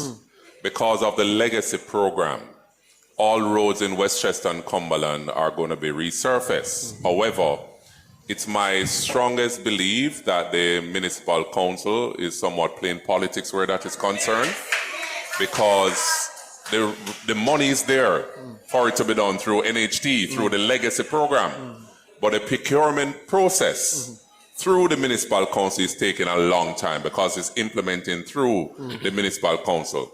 I continue to speak to the councillor, I continue to speak to the mayor, and I will continue to lobby to ensure that it's done in short order. But my view, I believe that they are delaying it until after the election. You know, and I would beseech to the councillor, Rainier Benjamin, I will beseech to the mayor of Portmore, please, the citizens deserve the best. It's your road. NHT is doing it under the legacy program. Give us that opportunity to increase the standard of living for the citizens in Westchester and Cumberland. Hear you on that. Taking the next one. Dana, there's a lady over there. Yeah, good night. Good evening, Mom. Lift up the mic a little bit, Mom. Good night. Yes, Mom, I hear you now. My name is Miss Clark. I'm from Portsmouth here. Yes, Miss Clark. And my concern is the garbage collection. Yes. I'm sorry the mayor is not here for me to address this one to him because he was living in Portsea Close. And we have Portsea Road, Portsea Way, and Portsea Close. Those are the most deplorable condition of road you can see. You know, because the last meeting they had at the municipal, I was second in line to address him, but it got disrupted, so I didn't get to say anything. We need that road to be fixed.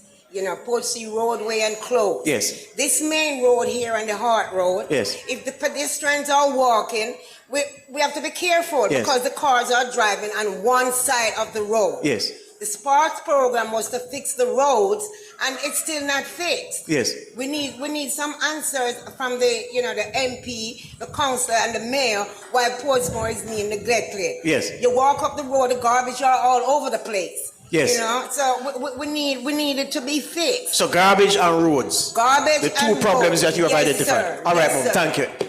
Talk to me about the garbage on the roads. So now. she's from Portsmouth, that's in the constituency that I represent. In terms of the roads and the garbage collection, it's under the custody of the councillor, the municipal council, who happens to be the deputy mayor of Portmore.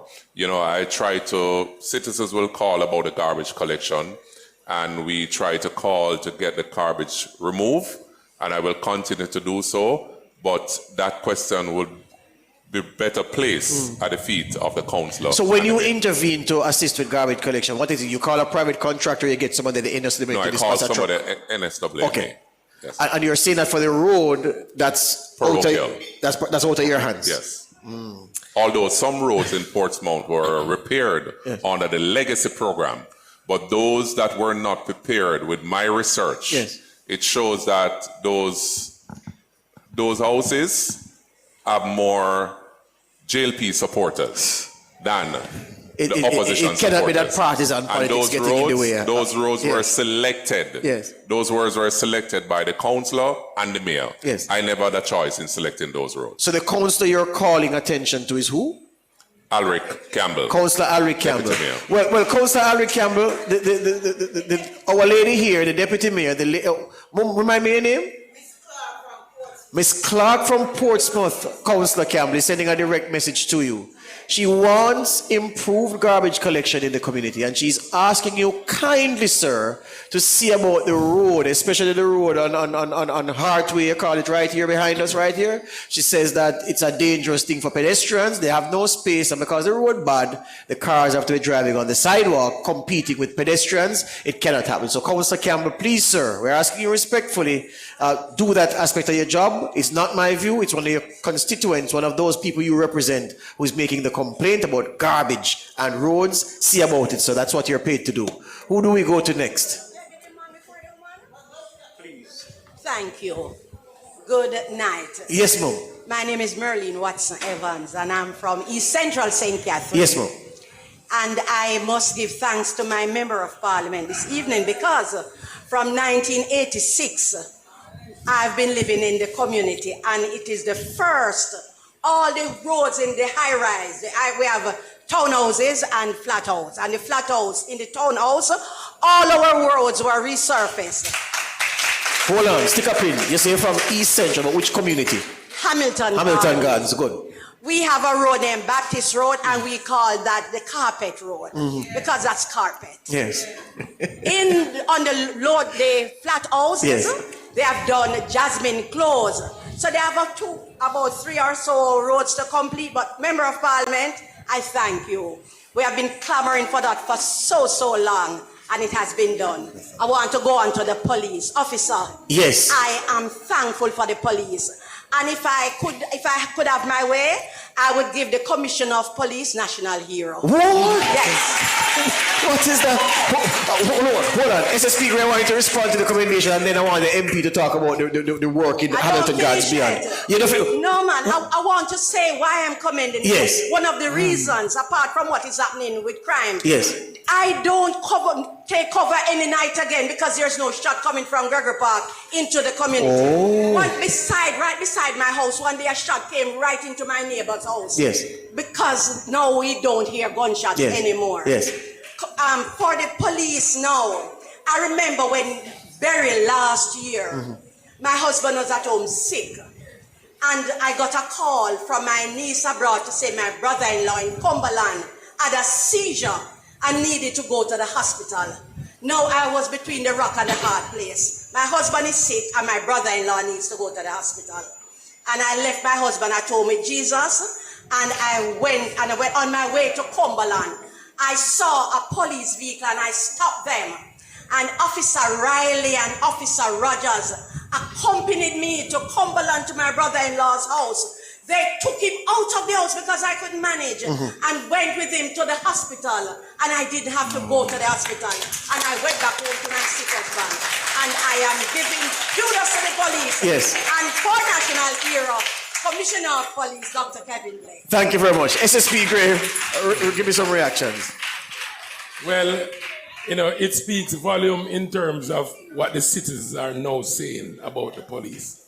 And our Commissioner of Police is a transformational leader. He is. And you can see how it is replicated down the line. And that is the reason why he continues to look among the leaders that he has and place them accordingly, because he wants them to actually replicate the same thing as he has done.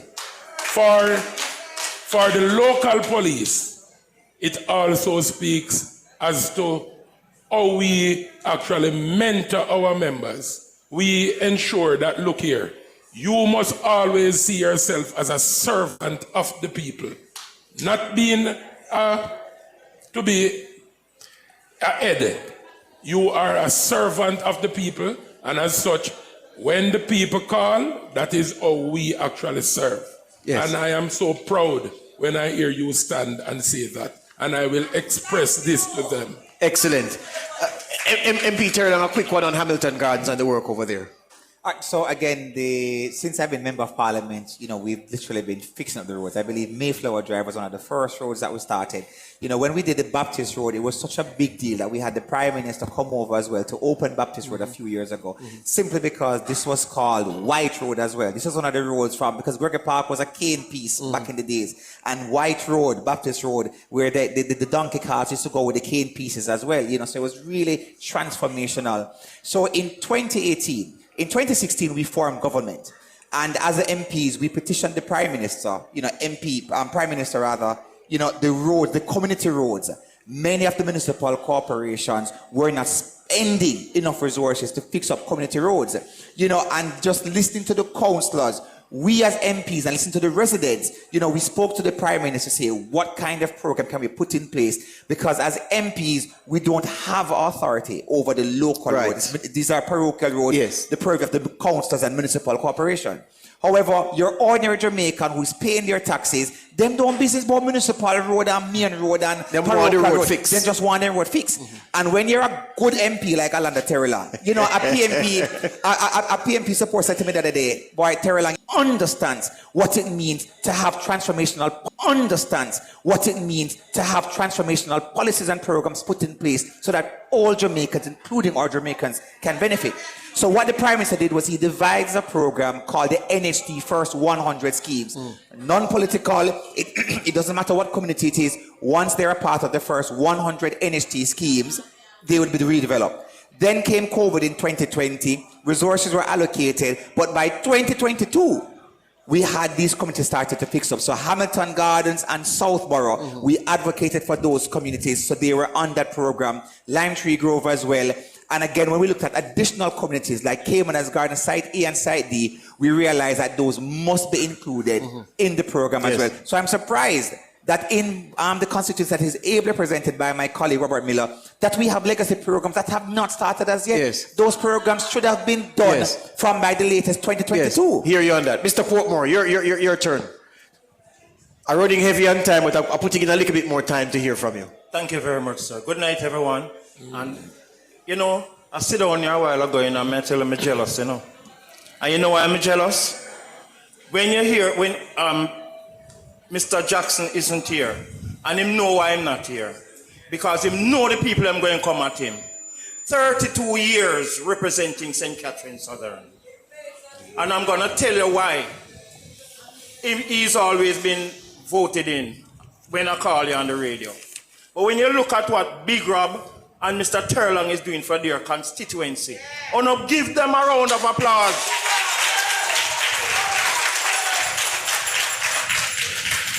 And this is what is lacking in St. Catherine Southern.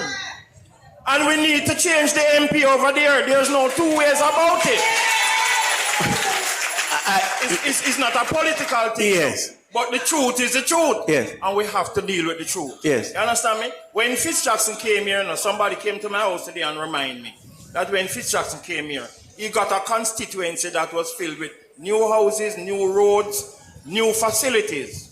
And he sat there, twiddled his thumb, and took him tent and drink. I don't know what him drinking. And the place coming to one of the biggest ghetto in St. Catherine Southern. No road, no fix. No fix. Whole heap of garbage. Even the other day, mother, something him put up, and he's underneath one garbage. You understand me? And trust me, I tell you this, man. People of Jamaica, if you don't get wise and choose Jamaica, I'm sorry for you. I remind you though, Fitzjackson's record is unblemished, right? And the people keep voting for him, so that's the obstacle you have to. There are people there who believe he's doing a good job. That's why they keep voting him in. Well, all right. Listen to me. And I know the people of St. Catherine Southern is listening to me because they realize that I'm a very household name. And when I come and talk on the radio, I don't talk foolishness. We need to get rid of Fitzjackson, and this is his last term now. Really no? You said that last time and him survived. Until election. All right, very well. All right. Can I get one more before we go? Is there any more? Any? There's a lady right there. Just before, let me get that lady first. Come across, mom. Oh, which way? Where does she go to, Jamal? Okay. Stay. All right. Good. All right, good night, everyone. I am Pamela Hutchins from Greater Portmore. Yes, Miss Pam. I live in 7 West. Behind my house, there is a gully. And I have been living in 7 West. The gully has... Right there is good. I have been living in 7 West, the gully has not been cleaned. It is so bad that at one point I tried to coordinate with the people at 7 West to get the gully clean. Privately? Privately. Yes. That didn't happen. But there's a gentleman that has a farm behind the gully. Yes. He cleaned it once. Yes. And from that, the gully has not been cleaned. The neighbors, I again coordinated. We had it cut out one time. They stopped. I am the only one that is cutting out the part behind my house to the gully. I wish to get that gully clean. I would not want for a flood or anything to happen. And the houses, I don't want my house to be washed away. I can't buy another one. For the gully even to be clean. I would advocate and try to help to keep it clean. But we have to get the groundwork. Who's your MP, Mum? I don't even know. Lord of mercy. Fitz in absentia getting a meeting. That gentleman, quickly, you want to say something, sir? Come over here and stand where Miss Pam was standing. I only have about 2 minutes left. And I want to give the gentleman a chance to just say something before we leave. Quickly. Good evening, ma'am. How are you? My name is Patrick Barrett, and it's so happen that I serve the community that you live in, that's 7 West. And I understand your pain. Because not too far from there, we have Gortuka, where the community is in a deplorable condition. And you say that you're not sure who the MP is. It's Mr. Fitzjackson, one that has not been doing anything over the last 32 years. But what I want to talk about is the Gortuka roads. In that same community. The roads are in a deplorable condition. Very much deplorable. And when you talk about the 20 route, street lights, the people have been clamoring for street lights for the longest time. And no street light. Crimes, people getting robbed, and all sorts of things. So your message to Fitzjackson is what? My message to Fitzjackson is, get ready, pack your things, we're coming. Oh gosh. Boy, is a Fitzjackson piling in his absence. All right, fine. He said that he wouldn't be here. We have to end it here. We have to end. You wanted to say something, sir? One last one, and then I go to the gentleman at the head table. Dana, may I borrow the microphone for that gentleman? One last one, Jamal. Bear with us. It's the people's agenda after all. Come right here, sir. Good night, residents of Portmore. I am from nationwide. Yes, sir. I am from South St. Catherine, and it is a shame to be a resident, a voter of South St. Catherine. Mr. Jackson knows the reason why he's not here tonight. I am from Marine Park. This community is a nice community. There is a drain in Marine Park, my God Almighty. If rain actually, little water come down, who remember Clifton or whatever this guy said? Only who understand it can cross. Cliff Twang. There is house on Marine Drive, the last time look rain drew. And these people, we're talking 2 stories houses, right? And these people literally flood out, everything literally flood out for these people. Yes. You understand? And when I hear the member of parliament actually put up some billboard all over the constituency that is proven, tested, and tried. For what? I have no idea. Yes. So my question to him, which is, I'm sorry he's not here tonight, to ask him this question: what is it that he has done for the past 32 years that he's a member of parliament? And my word to him is, it's time for him to do the graceful thing. And just take him look a bag where him have and walk, go home, go sit down with his grandkids. I hear you, my brother. I just remind you as I close that, boy, Fitzjackson has been at it for a while. He's a hard man to beat. So there must be a reason why the people keep voting back for him. SSP Gray, I come to you as I wrap. I have no time, but it is with respect that I turn to you for your closing comments, sir. Well, you would have seen the comments coming from the residents. And generally, you would hear a lot of complaint about the police. And it speaks volume in terms of our camaraderie that we have with our residents in Portmore. I must say thanks to the residents of Portmore right across in terms of partnering with us. And we will continue to look to partner and grow from strength to strength. And I really do appreciate the support given to us, the police. Excellent. MP Miller, your last words. Thank you. I want to put on the records the support that I got in Southeast St. Catherine from the STC, the citizen associations, the JCF, and other stakeholders. I have been doing the job. I've been there for the constituency. And as my colleague stated earlier, that is very important that we choose person to represent us that will uplift our life. The reality is that there's a transformation in Southeast St. Catherine. More work needs to be done.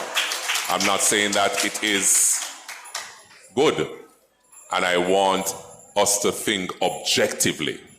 The facts are there. The performance is there.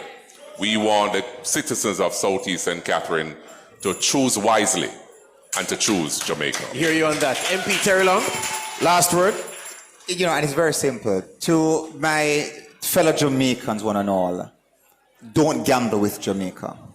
Don't gamble with your future. Don't gamble with your children's future. Choosing Jamaica means choosing the Jamaica Labour Party, because the Jamaica Labour Party has demonstrated that they're the party who truly cares about you, the people.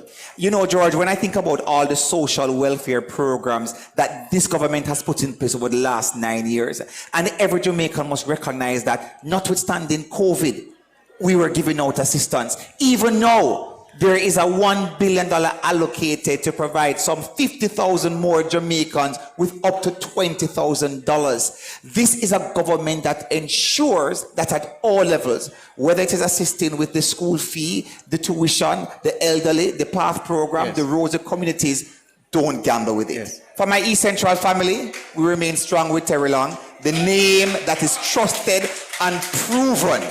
Blessed love to you all. Don't gamble with Jamaica. Thank you very much for that. As I close, I want to say thanks to my technical engineer, Jermaine Compass, technical operator in studio, Andrew Anderson, my sales team, Pam Owen, Diana Buchanan, Keisha Kong, Kimone Smith, Lisa Andrade Thompson, all of you ladies, thank you very much. My hardworking producers, Sonia Stewart and Dana Davey. Abigail Bartley was added to the team this evening. My videographer, the KFC man, Jamal Tucker, our driver, Kimberly Rowe, our online reporter, well, I mentioned Abby already. News and production team led by Cara Powell. Our sponsors, Jung Pharmacy, thank you. Transport Authority, thank you. Wellington Dental, thank you. Fontana Pharmacy, thank you. Greenleaf Medical and Diagnosis Center, thank you very much. Thank you to the JP, thank you to Pepsi Jamaica, thank you to Purity Bakery, thank you to Timber Lounge, and thank you to KFC, and thank you to all of you who took time to come here this evening. Really appreciate it. And the election is coming.